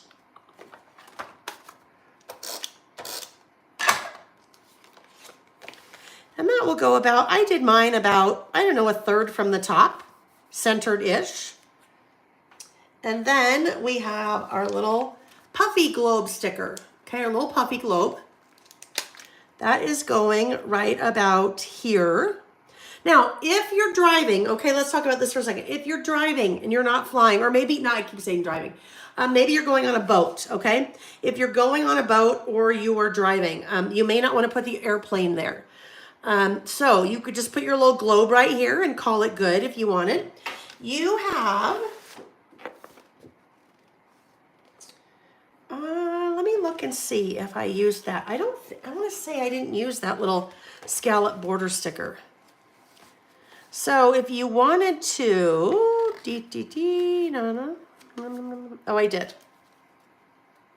I'm going to say if you are not flying and you don't want to put your airplane, I'd just leave it like that. And then maybe when we're done, see what you have left over and see what you might want to add. All right. But here's my little airplane would go right. I had my little airplane kind of go so I couldn't see any part of the bottom of that tag. And then that little guy just kind of ends up going right about in there. All right. If you are adding. Now, I obviously didn't put anything right here, date, flight, and destination. But if you're flying, you could totally fill that out for wherever you're going. All right, so that is our first slip cover. Our second slip cover, we are using this piece. So this was the piece that's 12 inches wide by 8 1/4 tall. All right.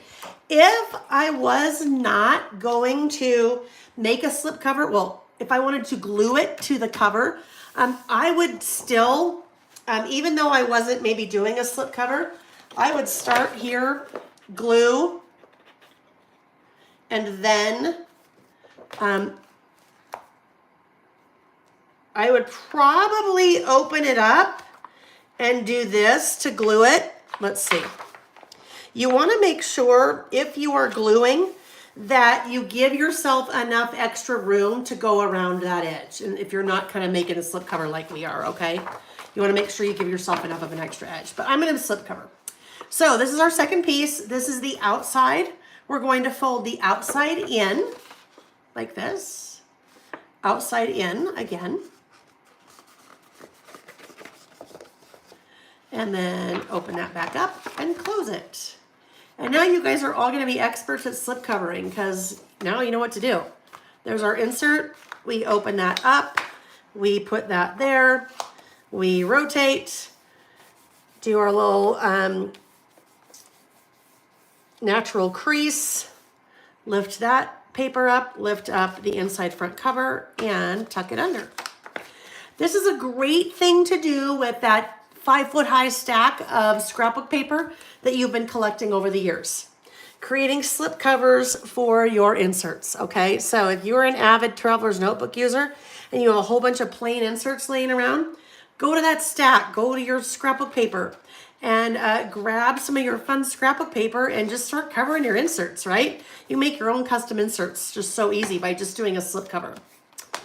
All right, so this guy will do the same thing.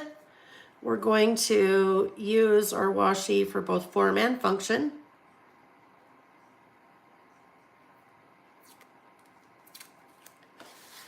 Start here, top to bottom. Trying to think what our next trip is. We're going later this month over the holiday. Well, the holiday here in the U.S., Memorial Day. We are headed up to a lake in northern Idaho called Priest Lake. Our friends have a cabin there, and so we usually go up with them a couple times a year.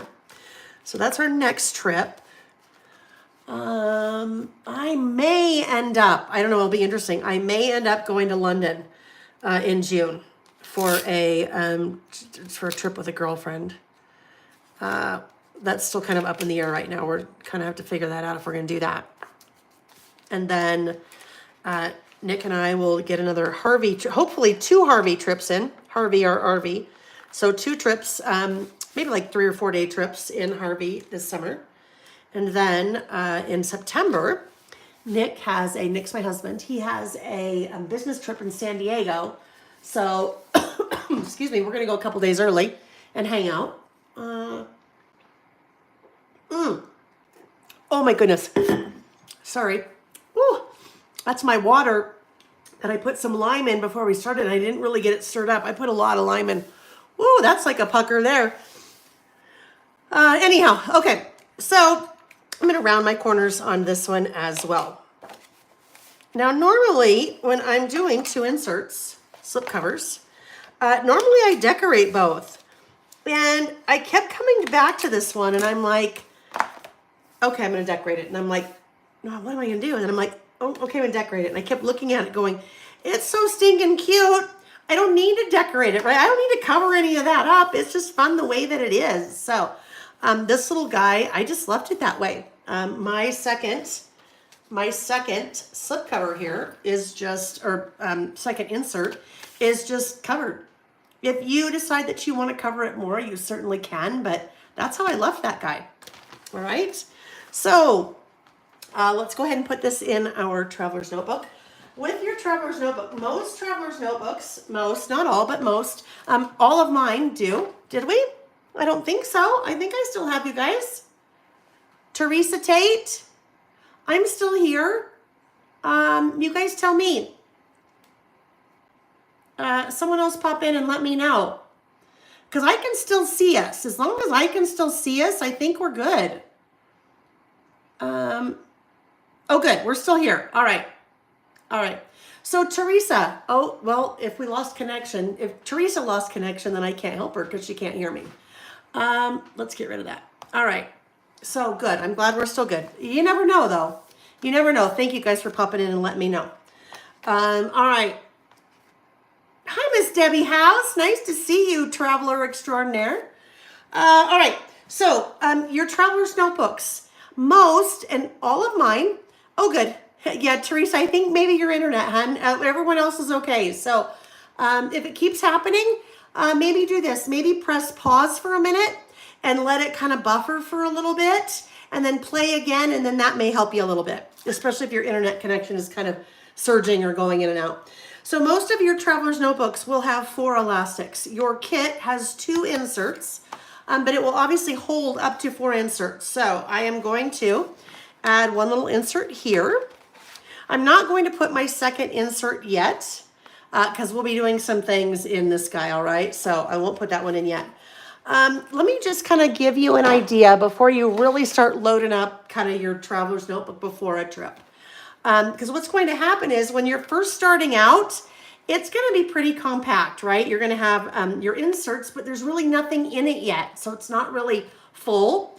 This is another traveler's notebook, the one that I showed you guys at the beginning, that has 2 inserts in it, right? So I have probably about almost, I'm going to say a little bit more than a third of the way done with this insert. And then this one is obviously all the way filled out. So I don't have a lot more room to maybe put another insert in here. So just keep in mind, even though your traveler's notebook may have 4 elastics to hold up to 4 inserts, your inserts themselves may start to get a little chunky. So just kind of keep that in mind.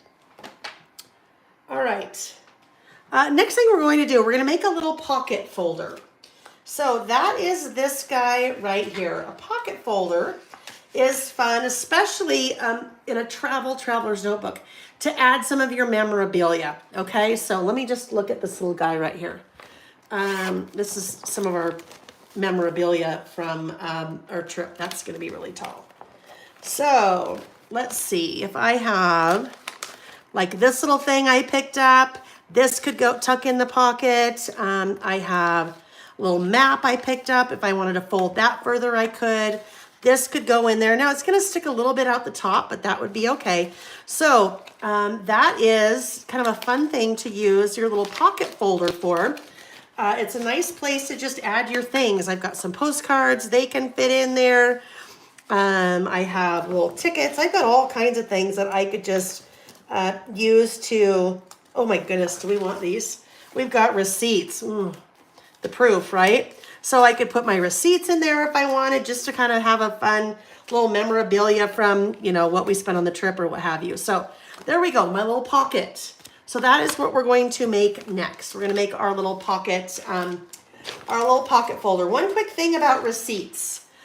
With receipts, when we were talking earlier about your airplane tickets, and how your airplane tickets, in a lot of cases these days, they're thermal printed. So it's not really ink. It is heat with a special paper, thermal paper, that is creating what you can see. Over time, that will fade and disappear. So not only with your airline tickets, but if you want to have your receipts be part of the memorabilia that you're keeping, might be a good idea to photocopy and put the photocopy in here. Or to take a photo of it and print a photo instead, okay? So some of your memorabilia, one day you may be like, oh my goodness, why did I put a blank piece of paper in here? That didn't make any sense. Well, it wasn't blank when you put it in there. It's just that the thermal. Also, you may notice too, pressure. The pressure by a piece of paper, like rubbing on another piece of paper, will also get rid of that thermal ink. Okay, so let's make our little pocket folder here. Maybe we should get back to the instructions. I should probably just do a quick little double check to make sure that we're where we're supposed to be. Alrighty. We've got all kinds of things going here. We'll come back to this guy. We'll keep working in this guy quite a bit. So we'll come back to that one. So set him aside. All right, here we are, top of page 3. So we're creating a pocket folder. We're using this piece of paper. This piece of paper we previously cut. It was 12 by 12. We trimmed it 2 inches from the right. So it is now 10 inches wide by 12 inches tall. So you're going to see all these little photos, okay?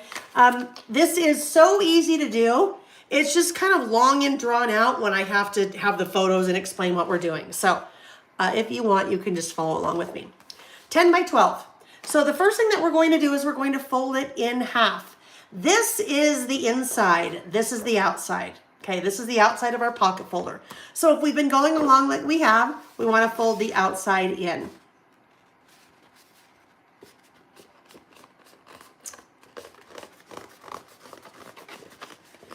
Like that.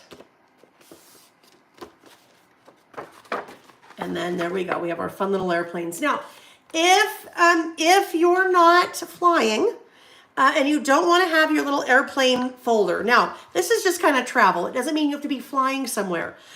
You could do yours the opposite way, where this would be on the outside.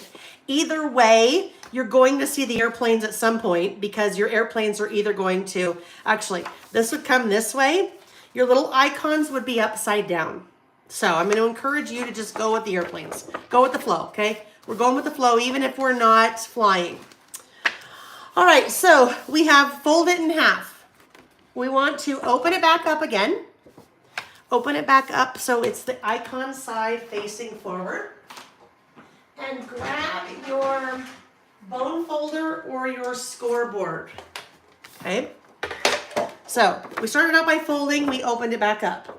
I want to score 4 inches from the bottom.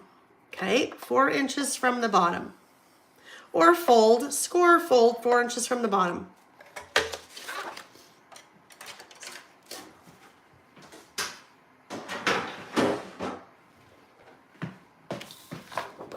And I'm going to fold that up.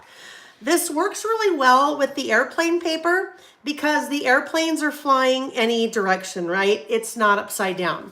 If we were doing this the other way and we folded this up, all of our little travel icons are upside down. So when you're making something like this, you just need to be paying attention to what's on the front and what's on the back, because when you fold up, you want to make sure it doesn't look funny if whatever's here is upside down. This is upside down, but it works because our planes are kind of flying in circles. All right, so we are going to, now that we folded it up, we are going to fold it back down and go back to kind of where we started, right? We're back to where we started, but we have this score line there, or the fold, all right? That's where our fold is. Really important, this is the most important part of this whole process of making a pocket folder. You want to make sure at this point your fold is on the left. Fold is on the left, the opening is on the right, okay? Super important. Fold on the left, opening on the right. I want you to grab your scissors, and here I'm going to grab just a longer blade. Oh my goodness. Grab longer blade, and I am starting about 3/4 of an inch from the left edge. That's where my fold is. Remember, my fold is on the left. Starting about 3/4 of an inch from the left edge, I'm going to cut until I get to that fold. Okay? Snip the rest of that. I cut until I hit that fold, all right? So this is what we have. There's our fold, there's the opening. Here's the little piece that we just cut out. When we open this up and now fold those pieces, we have our pockets. And by kind of cutting that little angled piece off right there, that's what created the little angle here on both of those pockets, which makes it really easy to get my things in and out of those pockets, okay? That little kind of slash or side pocket. If we had not done that, our pockets would just go straight across at the top, which works just as well, but sometimes it's a little bit harder to then get your things in and out, right? I mean, it's not difficult, but I like to do those little slash pockets. It's also kind of decorative that way too. All right, so there we go. Our next step, we're going to take our double-sided tape. If you have 1/4 inch or 1/8 inch or 1/2 inch, whatever you have, double-sided tape, I need to seal up the sides of these pockets. I like to use my double-sided score tape because it's super strong. I don't want those pockets busting out at the seams, right? And the only place I need to put that is on the left and the right edge, right? Because, I should say correct, because once I seal that up, it is now, I don't need to worry about the bottom, right? I don't have to worry about sealing up the bottom because it's folded.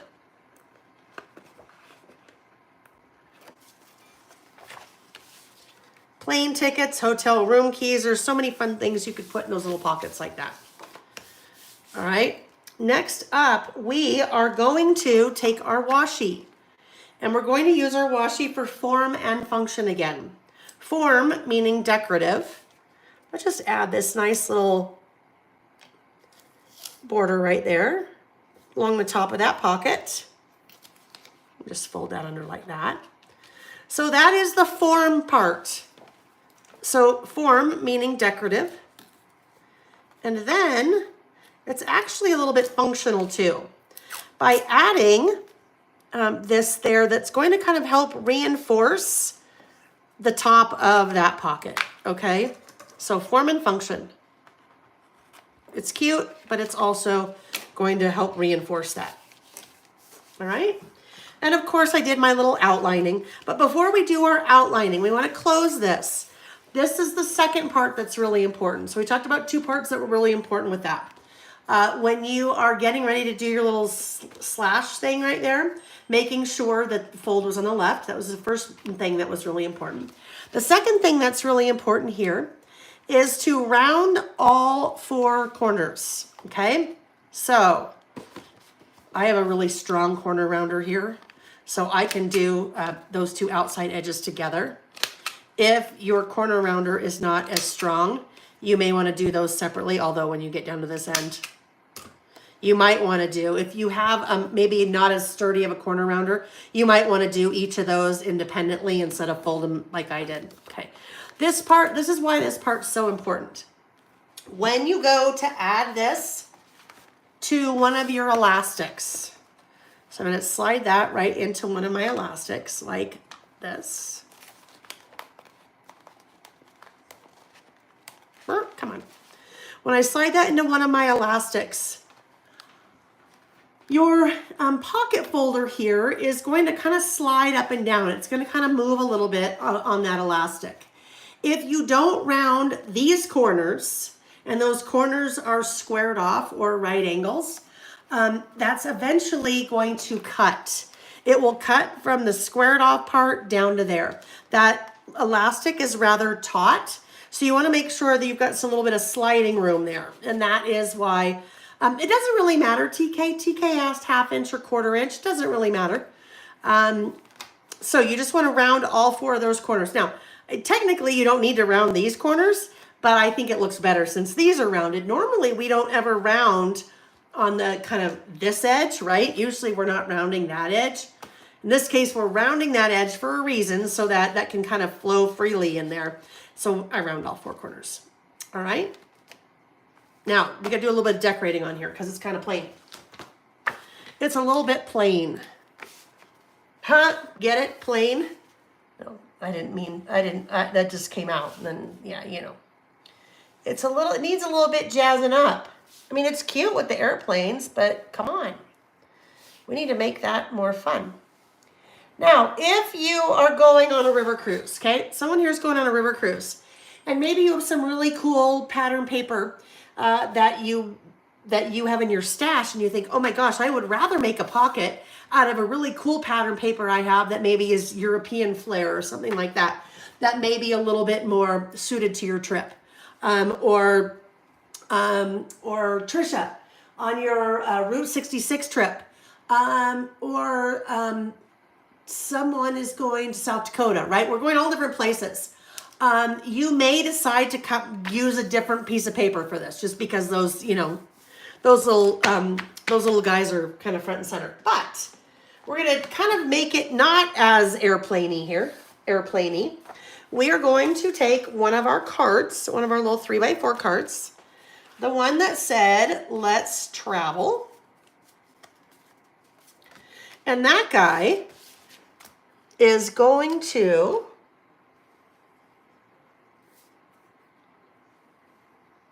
adhere about the top third of that little pocket.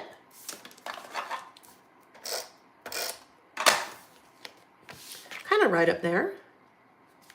And then I use this little car, so if you are driving, even if you're not driving, right, it's all travel.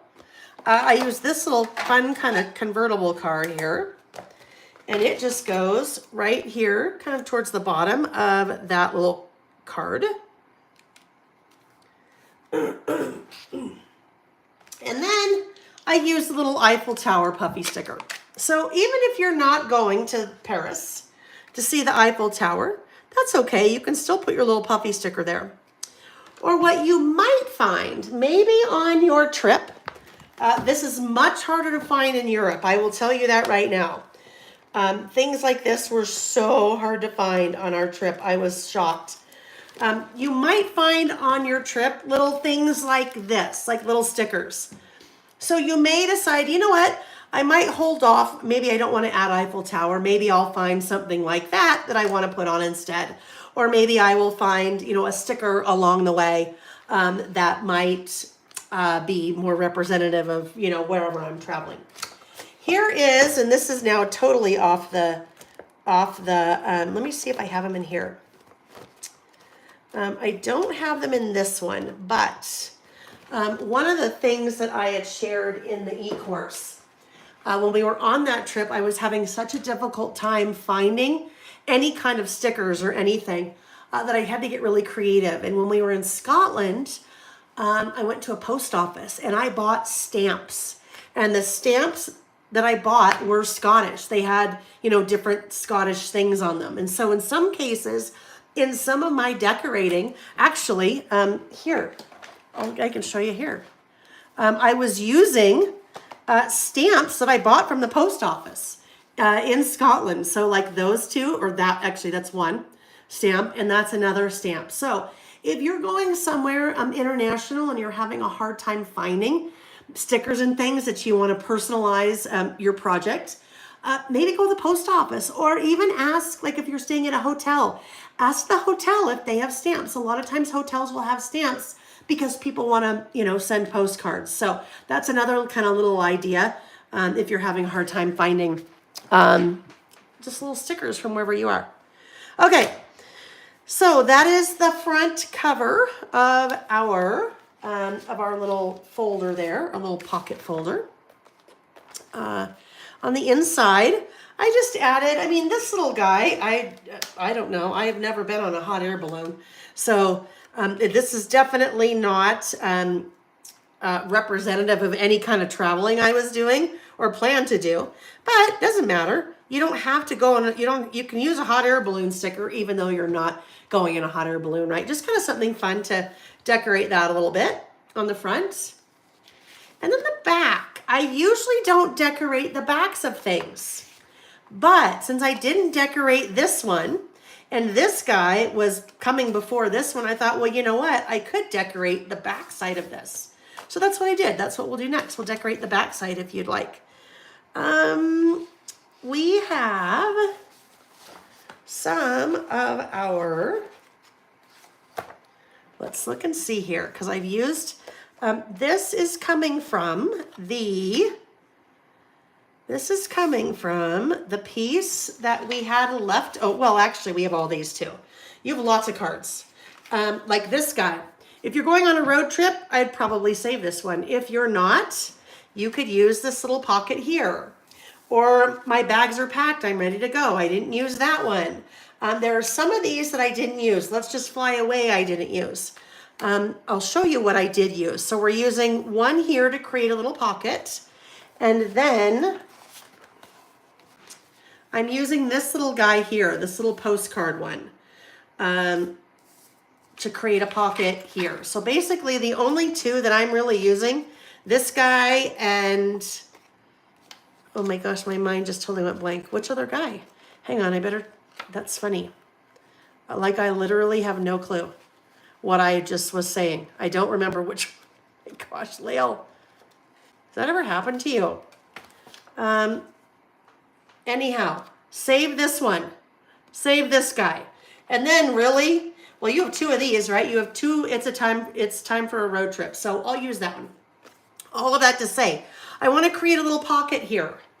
This is another little pocket that I can add. Look, I can add things to. So if maybe this is where I add all my, not all my receipts. We did a lot of shopping there.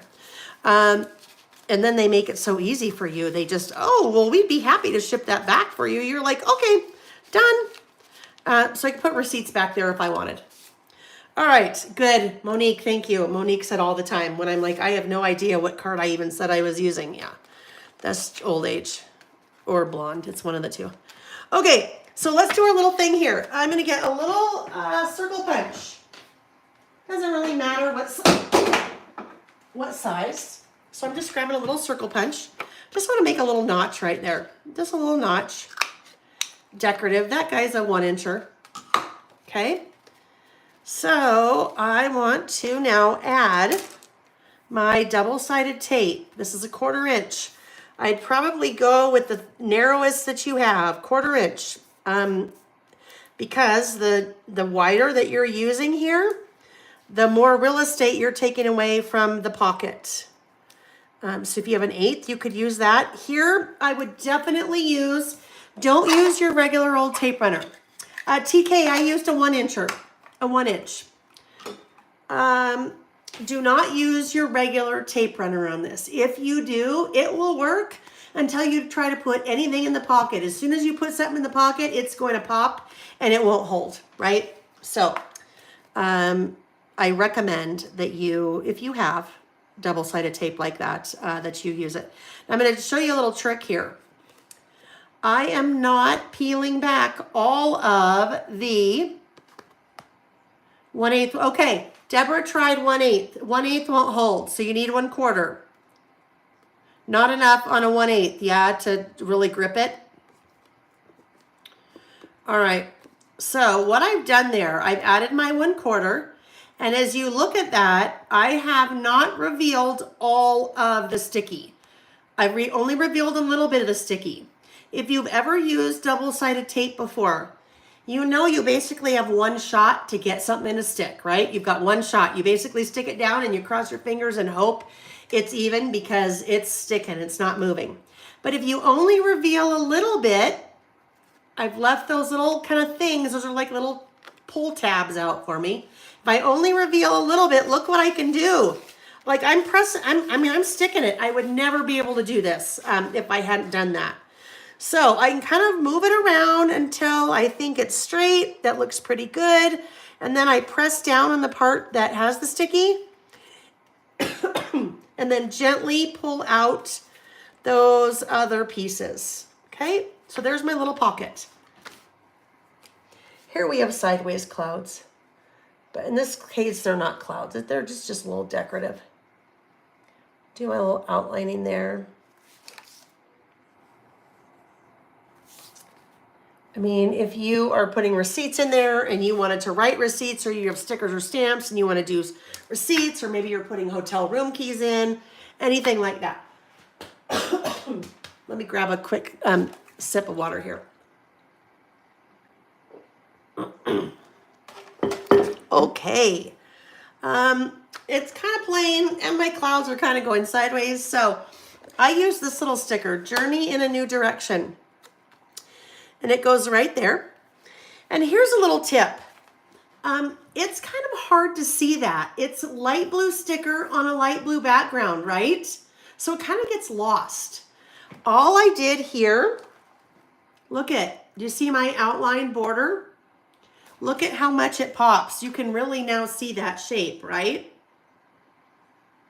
So I'm going to come in with my little black Sharpie and just very slowly outline around the outside of, I'm basically just tracing around the outside of that sticker. But do you see the difference? How much that just pops versus down there? Because they're the same color, it kind of gets lost. But if we do that little outline, then it really pops. And then we added just this little geotag, this little kind of globe geotag sticker right here. Oh, good. TK said she tried the 8th and she had luck with it. All right. So that little guy will go right there. And then again, you can put your extra cards in there if you wanted to when all is said and done. What is this? Why did I do that? That's funny. I've totally lost my mind, friends. Like I have no idea what that is. Why I outlined that? I don't know. I don't know. Maybe at some point I'll figure that out. You guys will be like, duh, Lael, come on. Anyhow, you have, when we're done, you're going to have lots of these little cards left. If you wanted, you could put your little cards in there. Those could be your little kind of journal. You could do a little journaling on there. You could make little notes on your cards. You could add photos, tuck them in your pockets, what have you. All right. Oh, I know where that came from. That probably came from, I'm sure I know where it came from. Duh. I had it tucked into one of my pockets. All right. All right. I had it tucked into one of my pockets. So we're good. All right, let's do that. We'll put little photos in there or wherever.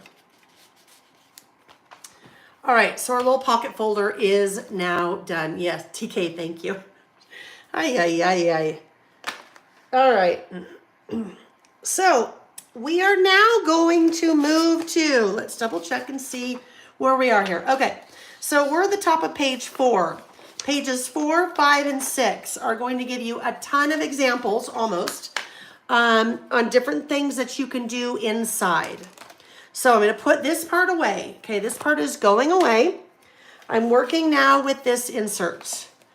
The first thing that I did, I created a little, what is going on here? I created another little pocket on the inside of my, I think I got stuck, on the inside of my first insert.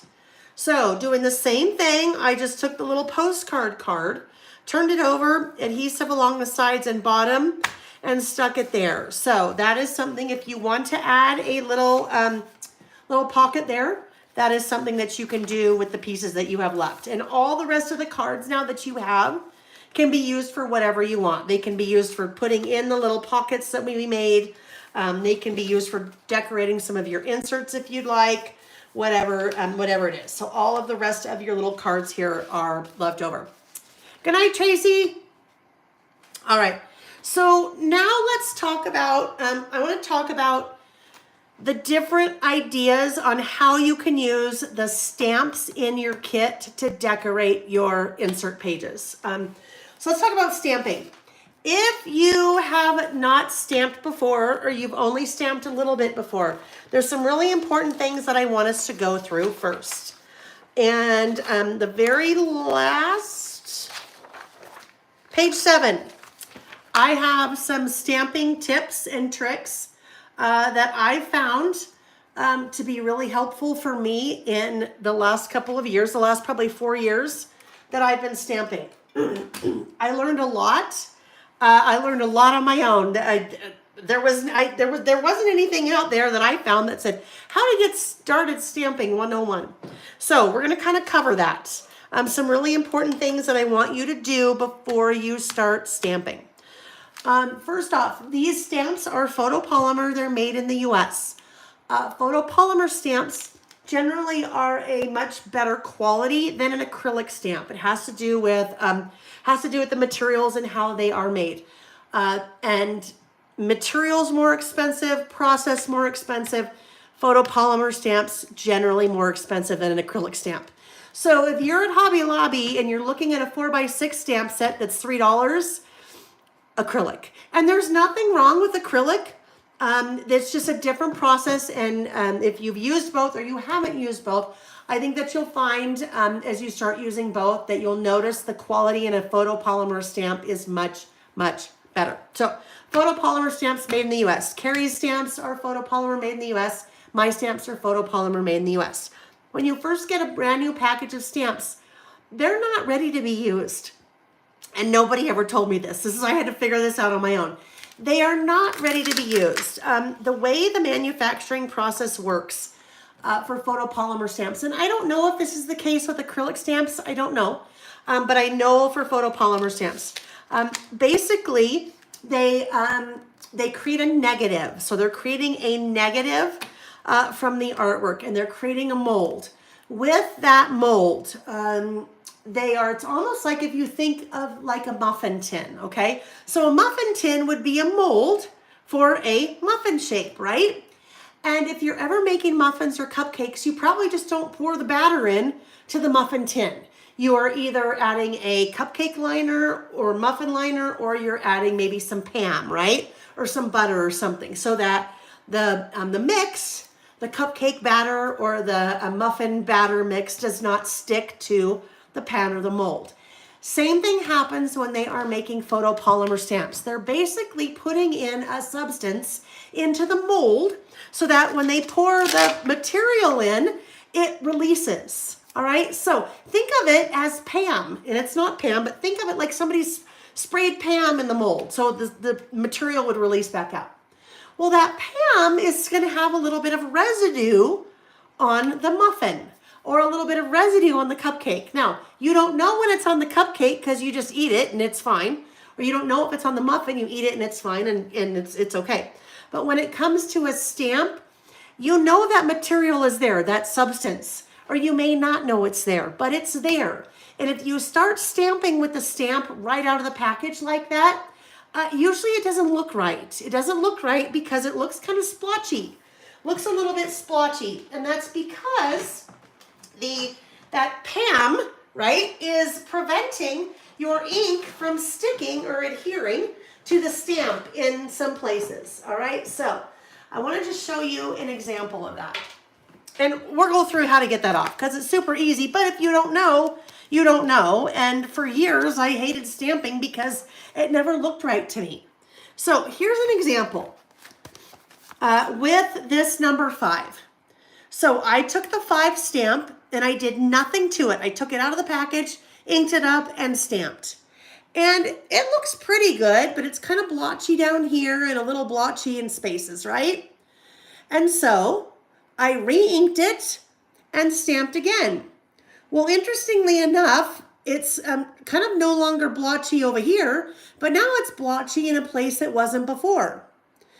Re-inked it again. The 3rd time, now it's blotchy in a lot more places. Re-inked it for the 4th time, and it took 4 times for me to just re-ink and stamp until I got the stamped impression that I liked. And for me, that was a nice, solid coverage with no little holes or, little blotches. So one of the ways that you can get your stamp ready to use is just by stamping it a whole bunch of times. Repeat ink until it looks good. All right, now that's kind of a waste of time, I think.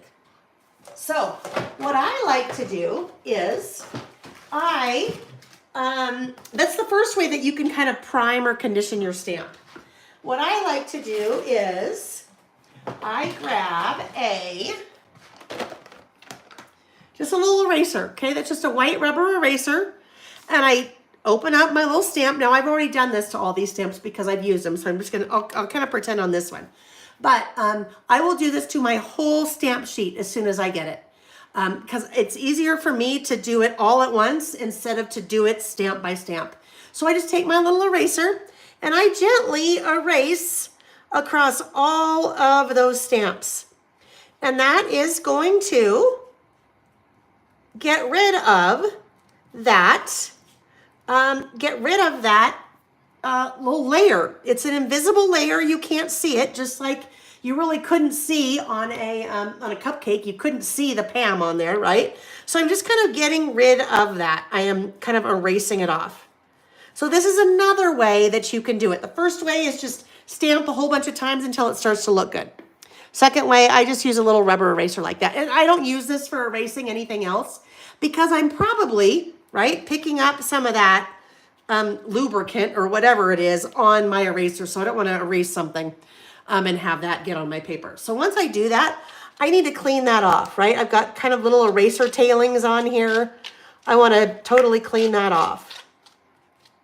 So I'm just doing that with my little stamp chamois, but you could do it with a damp paper towel. Some people will use a baby wipe Caution on a couple things with a baby wipe. Number one, if you're using a baby wipe, you want it to be alcohol-free, okay? Because some people think that the alcohol will affect the polymer, the material. Other thing with baby wipes, some baby wipes have a lot of fibers in them. And when you are using a baby wipe that has fibers, to erase your little eraser fibers, you are getting rid of the eraser fibers, but then you're adding fibers from the baby wipe. And you don't want that because when you go to stamp, there's little fibers in your stamp and then it won't look right. So wipe it off, clean it off. And then I like to dry it. The drying part is super important. Now where's my, oh, I know, I put them in the laundry. That's funny. All right, I use a microfiber cloth, so it doesn't have any like lint, right? So I use a microfiber cloth to dry it. Super important to dry your stamps after you clean them if you're going to then ink them up.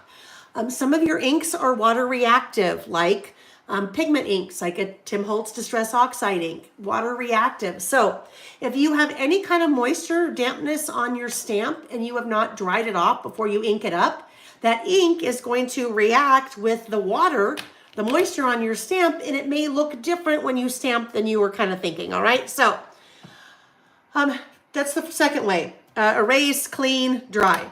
First way, just stamp a bunch of times until it looks good. The third way, some people say that they'll just take the stamp and like put it on their skin. Now, I don't do that because I wear lotion and oils and things on my skin. So if I am trying to get the PAM off of the stamp, I'm basically getting the PAM off, but I'm picking up all kinds of other things. And then I've got to clean it still anyway. So whatever way that you prime or condition your stamp, it really doesn't matter. But it matters that you do it. I promise you, the few minutes you take doing that, it will make such a difference in your stamping, okay? So that's the really big thing before you start stamping. You have a new set of stamps, make sure that you prime them or condition them, get them ready to stamp. Okay, so now let's take a look at some of the things that I did in my little insert here. And so you will see a photo of each of kind of the pages and the spreads. So I thought that we would walk through those.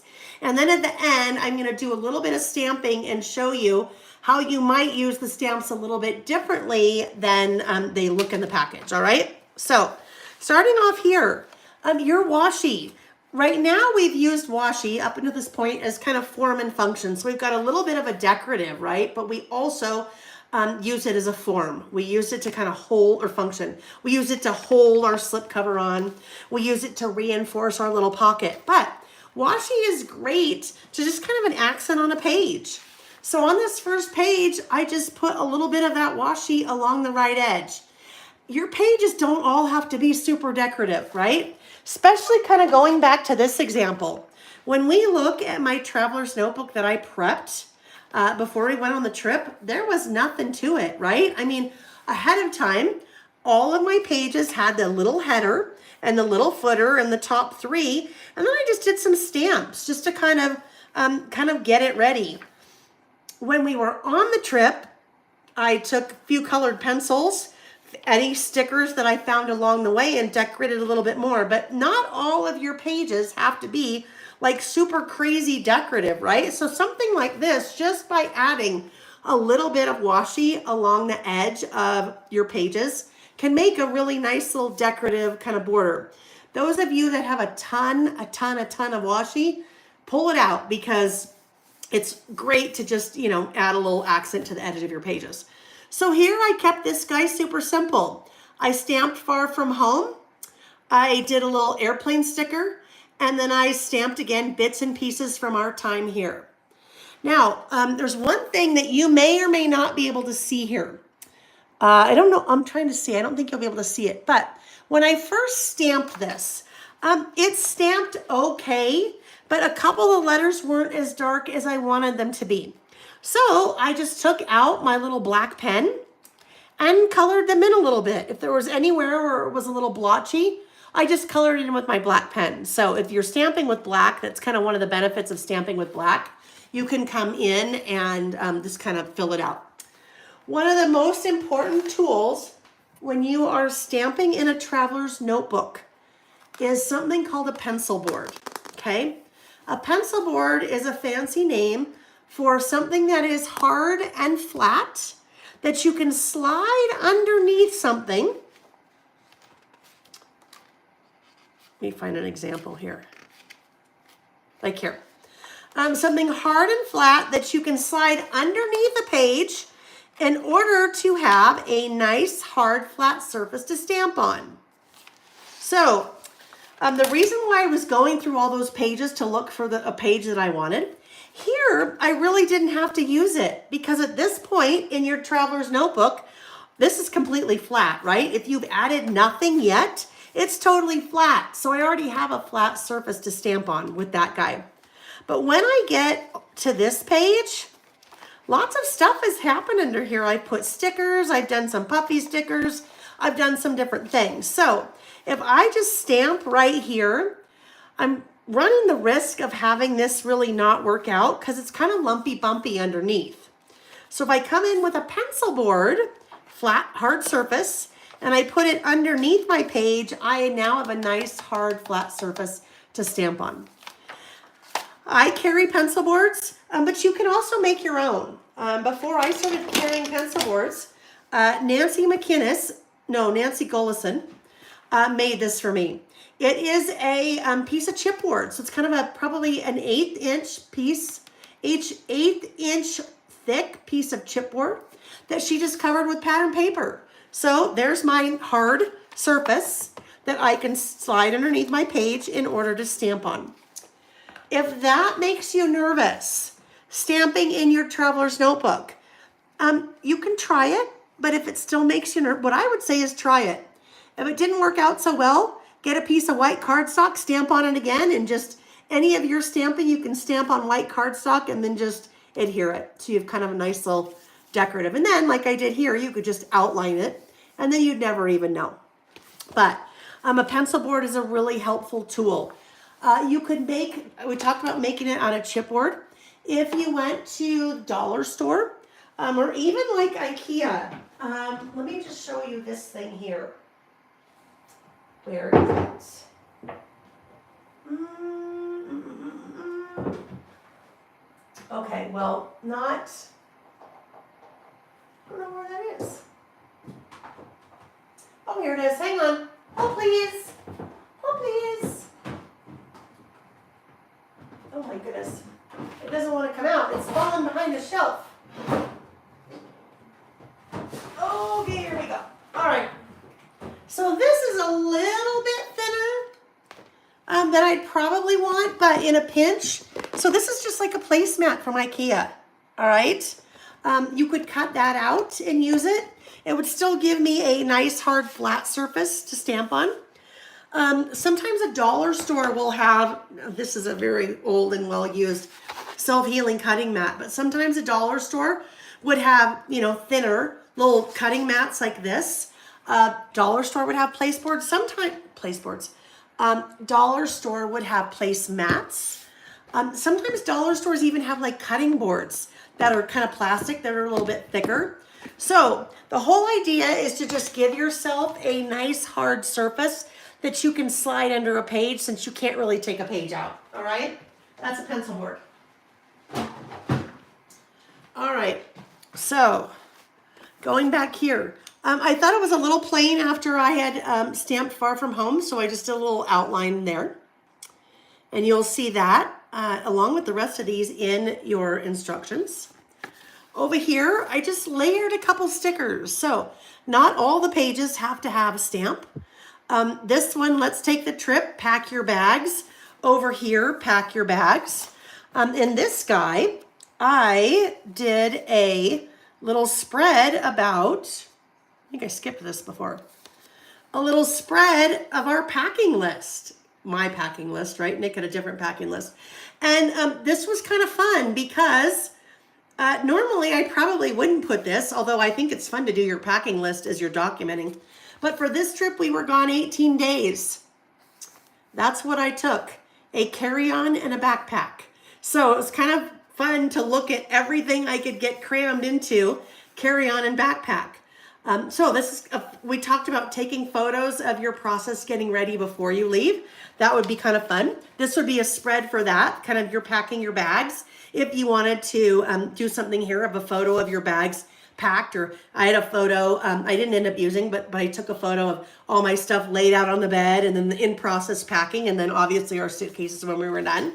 So you could do something like that right there. Here, I took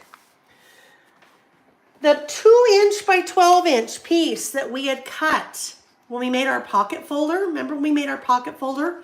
We cut a 2" piece along the right edge before we started. All I did was trim this to 8.25", which is the height of our insert, and then trimmed it in half and used the airplane side on one side and then kind of the little icon side on the other side. So here, adventure, I mean, you can put whatever you want in an adventure type spread, but this is kind of like that idea of using our washi, right? Using our washi to create a nice little decorative border. Here, that's just a scrap of paper, right? Normally, you'd probably throw that away. So just having a nice little scrap of paper on the edge just totally decorates it. And then using our little adventure stickers there in the center. This one, I'm using the washi again, but I've used the I've used the washi now as kind of a page header, right? So I just started over here on the left and ran it in one continuous piece over to the right. Now this is something that's important. If you are doing something like that, you want to take your little X-Acto knife or your scissors or your craft knife. I can't tell if I did that or not. You want to separate that, okay? You want to separate it.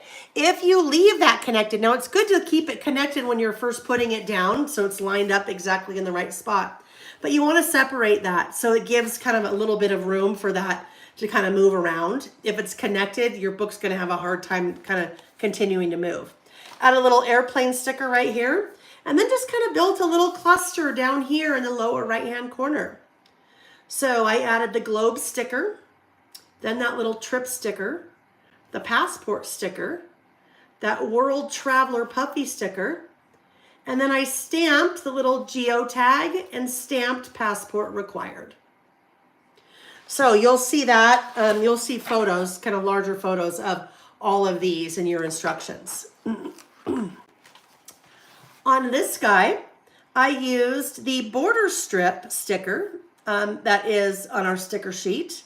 And I put that down just when I kind of talked about here. I put it down in one piece and then cut it. So same here, put it down in one piece and then cut it. Up here, I used that travel with me. Travel with me is a little bit wider than our 5 inches. We could still use it though. I just had this last little part bleed over onto the right-hand page and then used my little X-Acto knife to separate that. Down here, we've got little sneaker sticker, a flower puffy sticker, sunglasses puffy sticker, and then I stamped "Have a nice trip."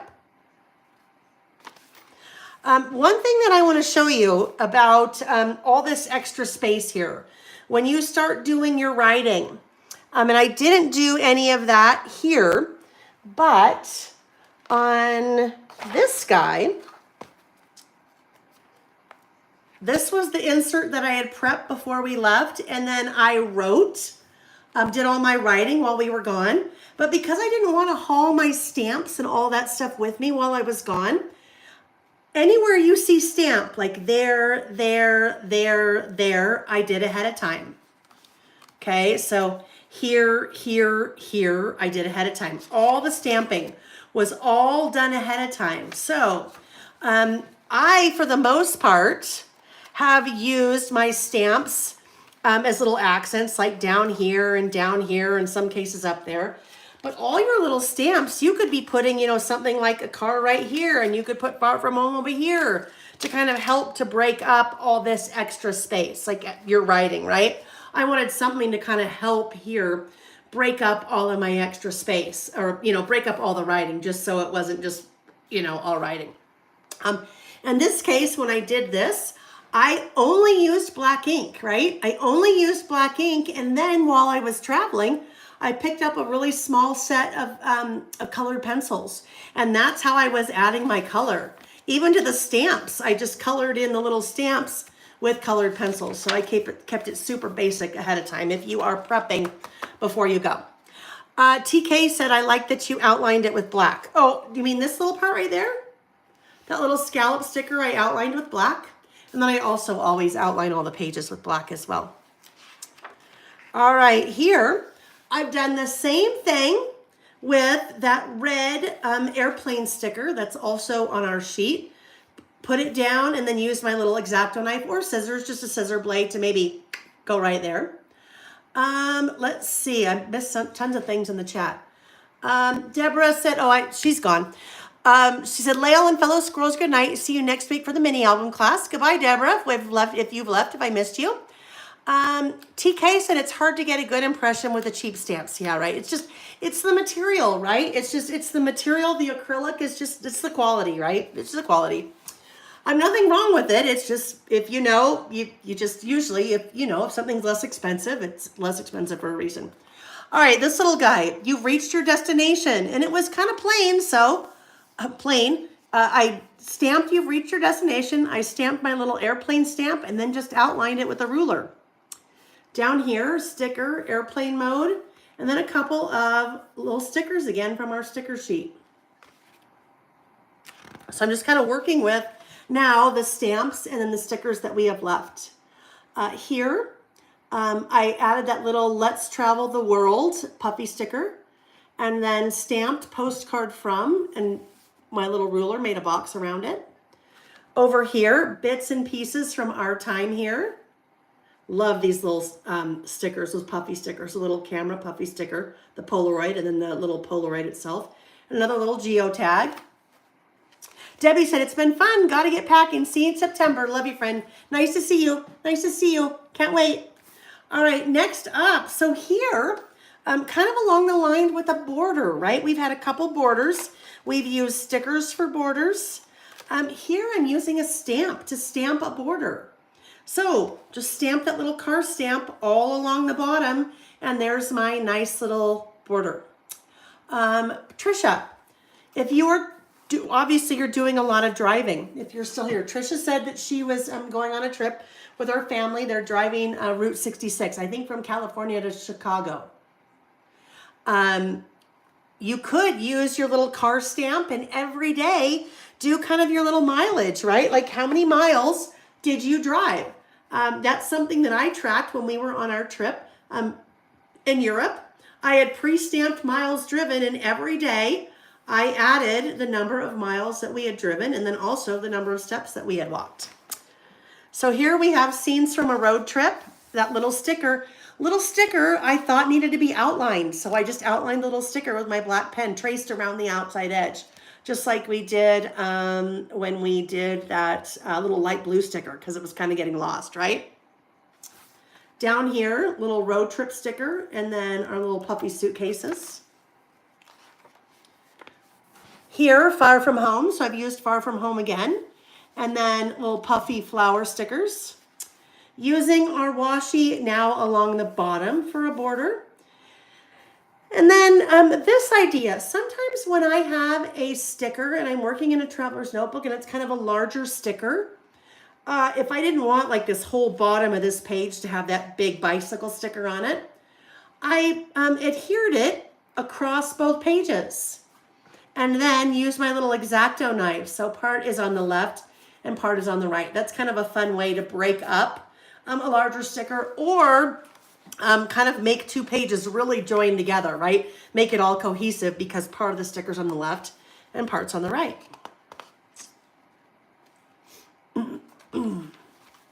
Here, little sticker, outlined it, little hot air balloon puffy sticker, and little geotag sticker. On this one, where everything moves at its own pace. So just different stamping, right? That guy's pretty plain. Here, doing another border with washi again. But over here, I've used that little geotag stamp almost as bullets to make a list. every day is a new adventure. So in this particular, page, I could have documented the different places that we went or different places we're going, our top 15 things that we did for the day, whatever it is, but I'm using those little that geotag stamp as a bullet, and I would write the things next to that. A little basic one, suitcase, Polaroid sticker, little arrows, puffy sticker, imagine yourself here. That kind of works. I'd like to imagine myself on that beach right now. Over here, I did 3 stamps. Time spent here, you've reached your destination, and a geotag. So in some cases, using stamps by themselves with other embellishments, stickers. In this case, not layering, because they're not layered, but stamping multiple stamps to create kind of our own little embellishment. Here's a little moped, even if you're not driving a moped on your trip. Streets, quiet, busy, and then I put a little arrow. So you could use that, talk about where you are, talk about the traffic, talk about maybe you're going to a nice quiet city, or maybe you're in Rome and it's like crazy busy driving, what have you. Use a little arrow here pointing this way, and then another little arrow here pointing this way, just to kind of indicate direction. Highlights. This could be highlights from your trip. There's kind of like a little notebook or traveler's notebook. You could kind of put that at the end of your trip, or maybe you do highlights of every day. A couple stickers there. There are suitcases. Another border washi along the bottom. Good times were had, and that I just outlined. So on something like that stamp where it's open, when you see the open stamps that I used in my project here, that's a Carrie Bradford stamp. So I just used all black ink again, remember? And then used my little colored pencil to color that in. So you could do the same thing here. I've used, to kind of keep things simple, all black ink in my stamping here, but you could totally mix it up with colors if you wanted, or stamp in black and then use your little colored pencil. All right, so this one I want to show you a couple things. So I'll show you how I've kind of used multiple stamps together to create a little design. And then TK said, I like to do highlights of every day. Jinx. So how I've used multiple stamps together to create a little design. And then I'm going to show you how to kind of make different stamps with what you have. All right, so starting here, good times were had. I paired good times were had with a little arrow, right? So not all the stamps have to be used by themselves. You can pair them with other stamps to create kind of your own little embellishment cluster, if you will. You can also do the same thing with a sticker. So in this case, I did far from home and then used a little sticker to accent my little stamp. Here, I used 1, 2, 3, 4 stamps, a car, a little geotag to kind of make a little rectangle there. And this one says, in case you were wondering where I've been. So kind of adding 1, 2, 3, 4 together. Here's another, in case you were wondering where I've been, and using a little arrow with it. I love this. That's so cute. Have a nice trip. So have a nice trip with your car. Have a nice trip with your airplane. Here's an example of stamping the same stamp multiple times, just to give you a little bit more emphasis, bits and pieces from our time here. So I stamped that one 3 times to kind of make a block. This little guy, imagine yourself here. So there's a geotag, right? And then I wrote imagine yourself here, and then here's my little arrow.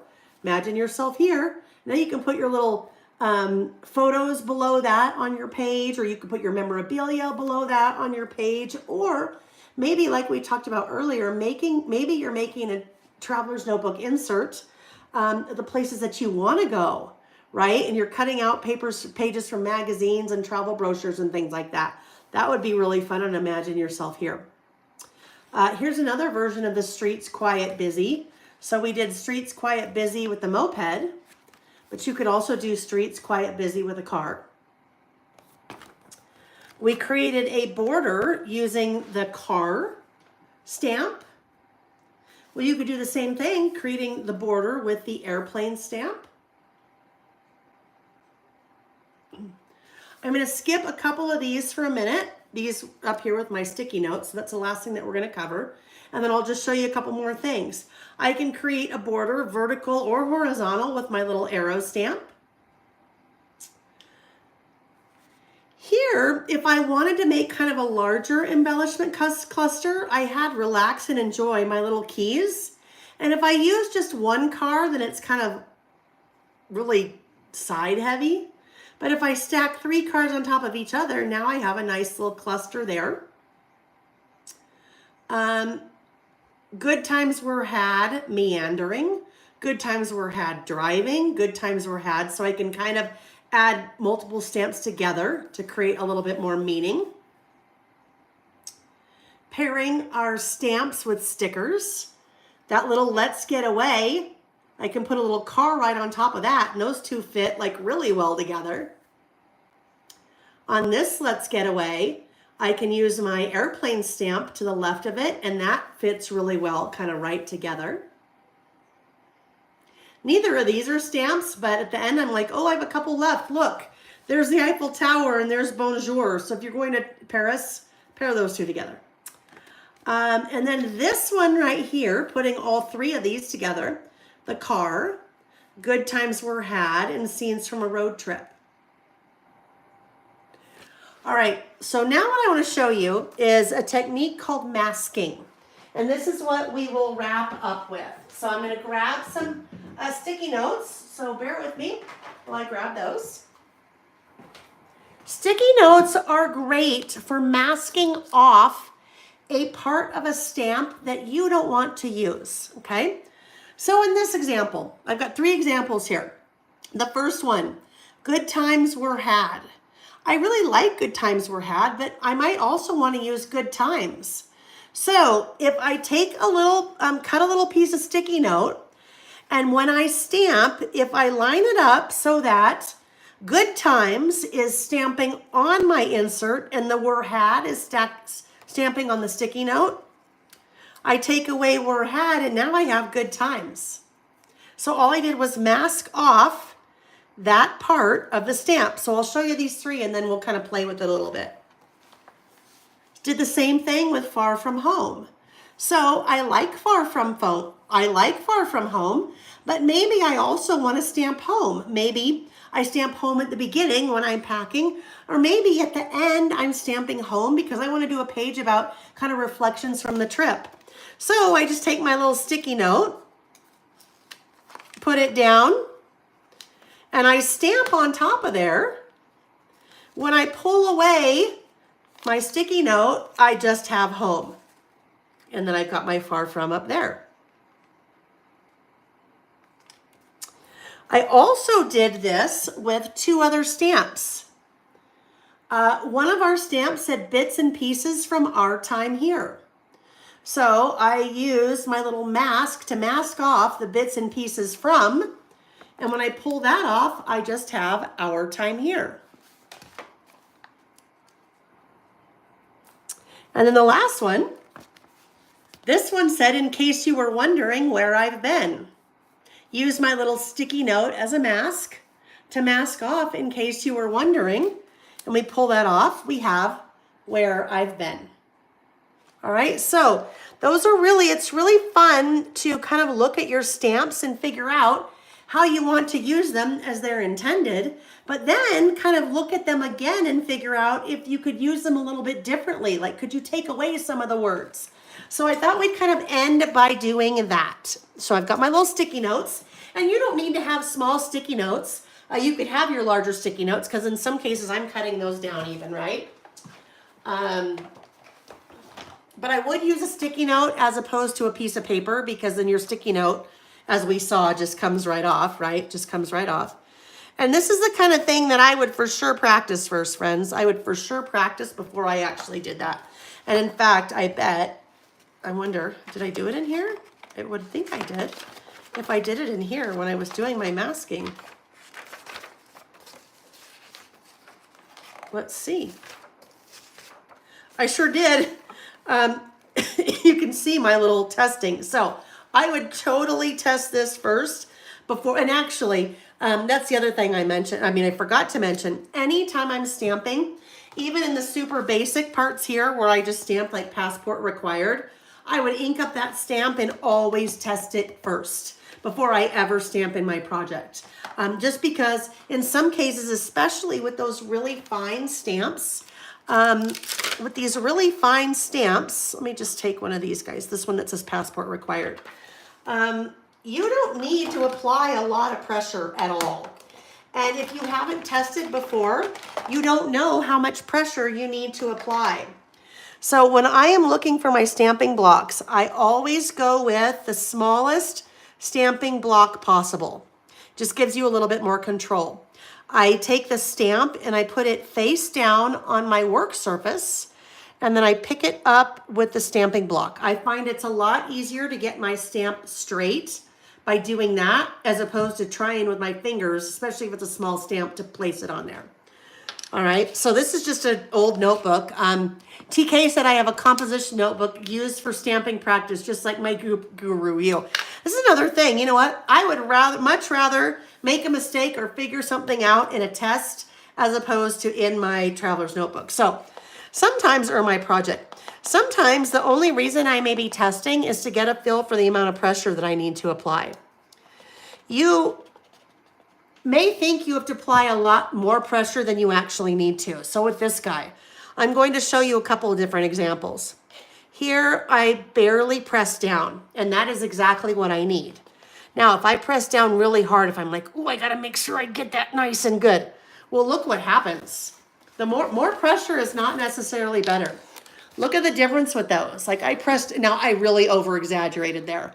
But that's the kind of thing you can figure out when you're testing. You'll get a feel for how much pressure you need to apply. All right? That one doesn't take your finer stamps like that. Don't take much pressure at all, but kind of test and see. The other thing that you can figure out is you really don't want to rock your stamps like this. If I rock back and forth like that, it is going to blur it a little bit more. So you can kind of see those different. Now that's not bad, but that first one where I've just barely pressed down is really kind of what I want to do. So there's that little guy. I'm going to just clean that off really fast before I put it back. Get that back in there. And let's do the Far From Home one. That's probably the easiest one to do with a mask just because it's the biggest one. It's the biggest one. So I need a larger stamping block. Does that work? It does. Okay. Put that face down. Pick it up. All right. So usually what I would do first, I would ink that up, and then I would test it. Okay, everything looks good. So I want to test first to make sure that I don't have like any little hairs or fibers in there or something. Then I would put my little, let's do another page. Let's come over here. I would put my, up further so you guys can see it. Get this way up here. And I want to re-ink.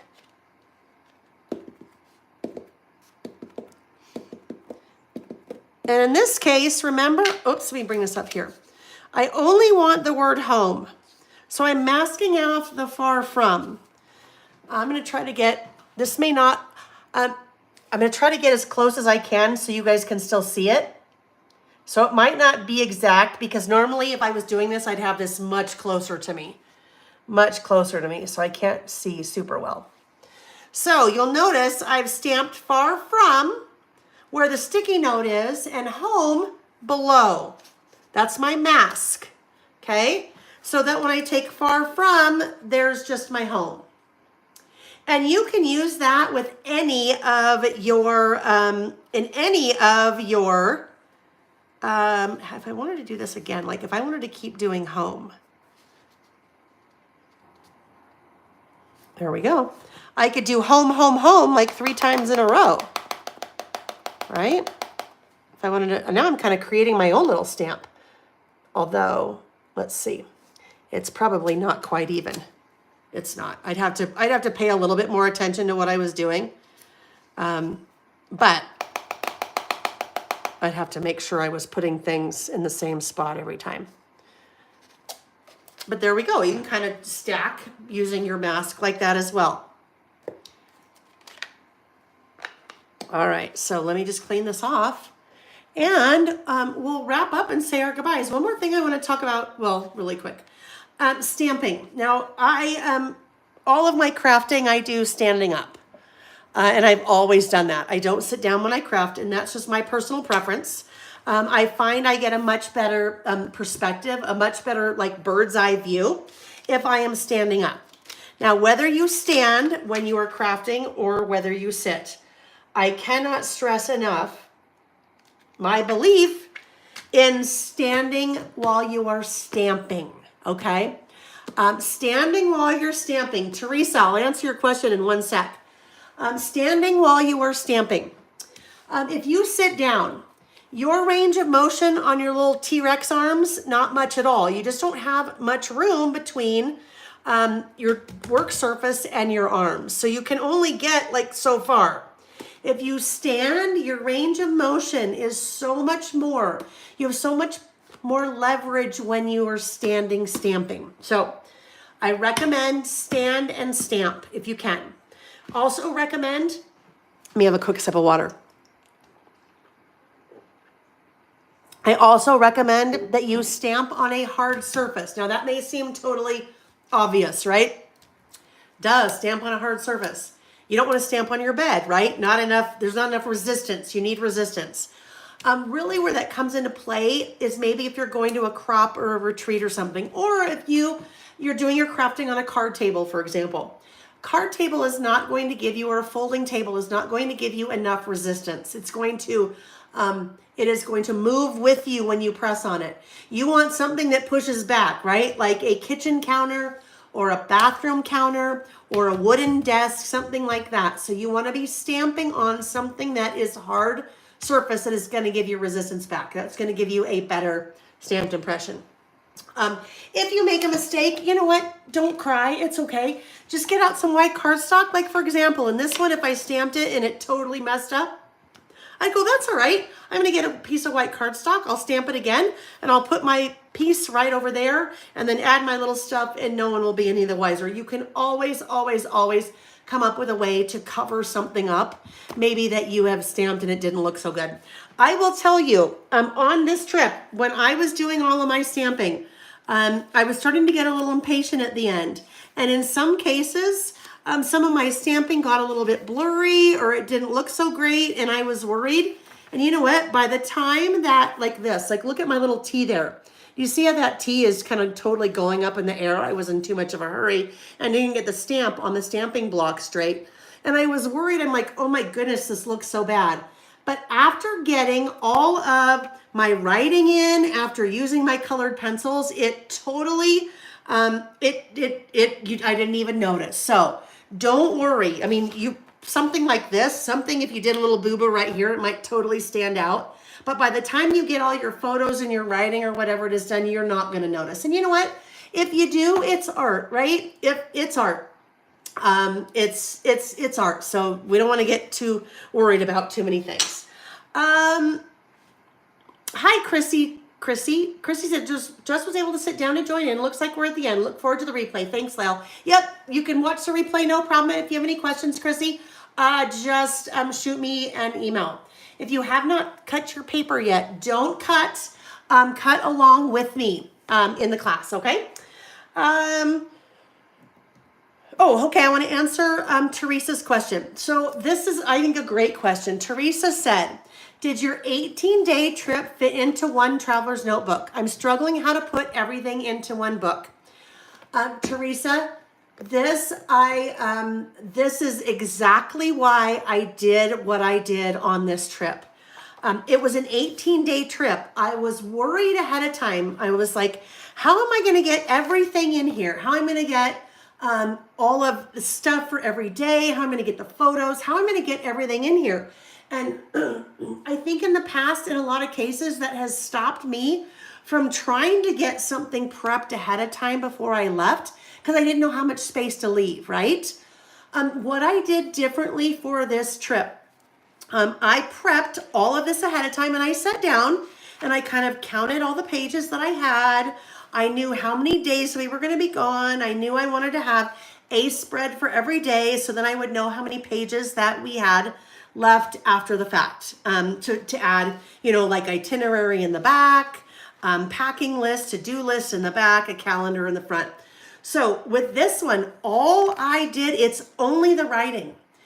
This was never intended to be the only way that I was going to document this trip. This was to make sure that while I was on the trip, I could get everything down that I needed to get down, all the specifics. Where did we stay? What was the weather like? How many miles did we drive? How many miles did we walk? What were all the things that we did that day? And at the end of the day, what were the top 3 things that we did for that day? So basically, this is my brain. I used this as all of my notes, kind of just the facts. Now, I decorated a little bit because it's just hard for me not to do that, right? But all the decorating I did besides the stamping ahead of time was all stuff that I bought on the trip. So like that is luggage tag. That's a little sticker. Everything that's in here, as far as sticker, I bought on the trip. So really super basic.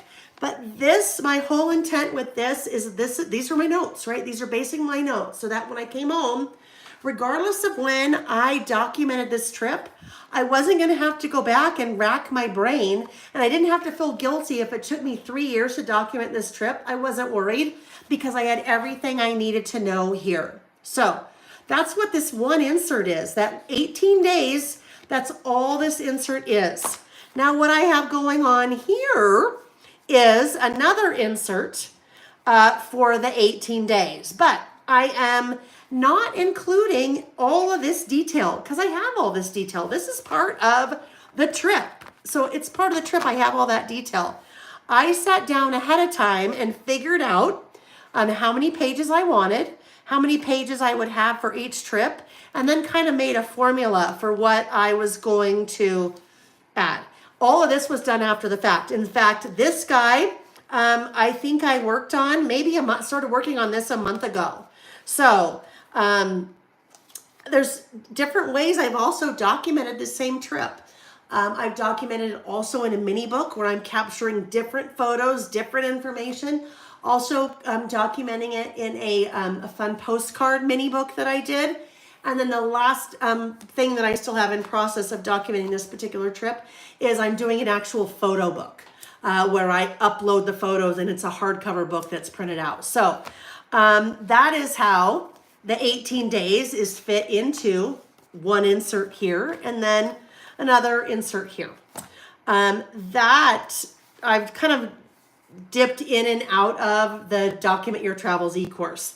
So if you want to kind of really take a deep dive into that Document Your Travels e-course you'll find on my website, where I go through, I think there's like 5 hours worth of content in the course, and how to kind of prep before you leave and going through all that whole process and so forth. But hopefully that answered your question. Michelle said, went on a cruise to Asia earlier this year. Since COVID, everything is electronic with QR codes. Not brochures, stickers, postcards, nada.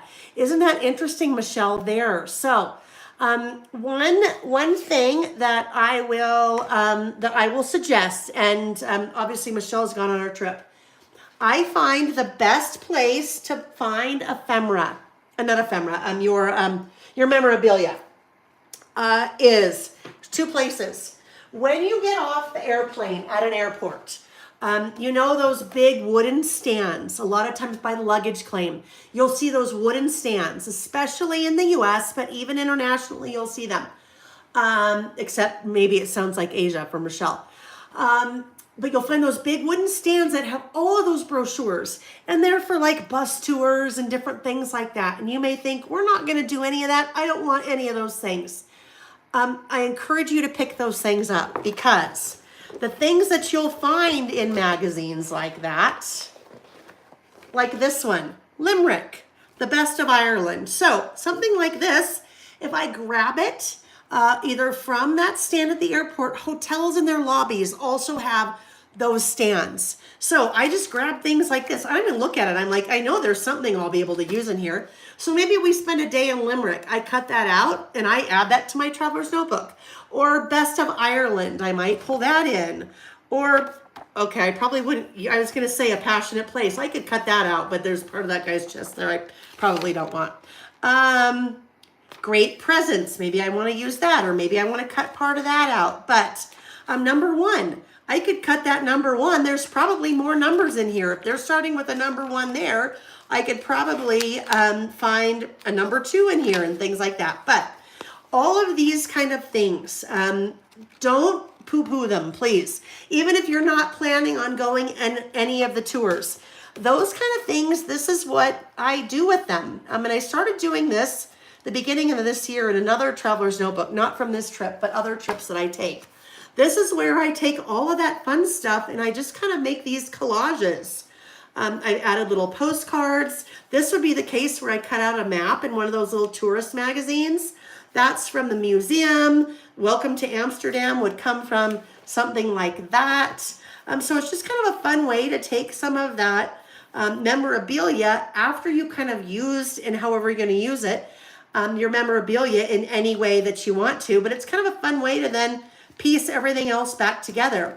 Like this is a bag. It's from a gift bag that I bought, or when we went to the Rembrandt house in Amsterdam, I bought some postcards and things. And that was like the little bag they put the postcards in. I just cut it up and put it on my page. So lots of fun things that you can kind of cut up from brochures and things like that. So, Michelle, I am so sad that you couldn't find any of those things. That's hard. That is for sure hard. But sometimes you got to look hard. But what we talked about too, even stamps, even if you can find like stamps of things, or not stamps of things, stamps from the post office. Cause that's what I had to do in some cases. Scotland, I had a really hard time finding any kind of little stickers and things. So I just used stamps. Let's see. TK said you found some cute little maps for free too. Oh yeah, right? The little maps. I mean, all those things, I'm just cutting up, parts of brochures or, they're trying to sell you on a tour or something. And I just grab all those things and on the trip, in they go in a little pouch like this. And then I come home and then I can kind of sort it all out however I want to sort it out. And you guys had some great ideas at the beginning about how sometimes you sort your things by day or what have you. Monique said, yes, I highly recommend that course. A lot of good information and ideas. Money well spent. Thank you, Monique. And I just kind of keep building and I kind of keep adding on as I go, right? At least one more. And the last one, well, not last one. The next one will be about that photo book, kind of how I do that and what it looks like at the end. But yeah, that's been a really fun course to put together. Okay, friends. So that is going to wrap up tonight's class. I am going to put my jacket back on. I'm going to turn on the overhead lights. I will turn off the studio lights and we will say our goodbyes. I tell you, I could talk about this stuff forever. I don't know. Like I said, beginning, I've been traveling my whole life, like literally my whole life. We moved around a lot when I was a kid and we lived in Japan for 3 years. So we did a lot of traveling kind of throughout Asia and when I was little. I have on many, many, many trips, and I talk about this in that e-course too, and many trips, I have started a mini book and taken it with me to work on while I was there. I did it a trip to Australia. I did it my trip to South Africa. I did a trip to Amsterdam and had okay success. But kind of what I ran into was that I had a hard time deciding what materials I wanted to take with me. I had a hard time deciding where to leave space for photos. And then I had a hard time finishing them when I came home. So that process for me of kind of prepping everything and just writing, and that's all that first insert was that I did. Just writing out the things that for me was like a total game changer for this trip. So it worked. It worked for me. And different things work for different people, but look who is now sitting on my work surface where I've been working. You want to say hi? Want to say hi, Reg? There's Reggie. There's Reggie the kitty. There's Reggie the kitty. Say hi. Say hi. He's like, I'm ready for you to be done. Because he's been so good. You guys, he's been so good the entire time. He's slept in his little bucket most of the time.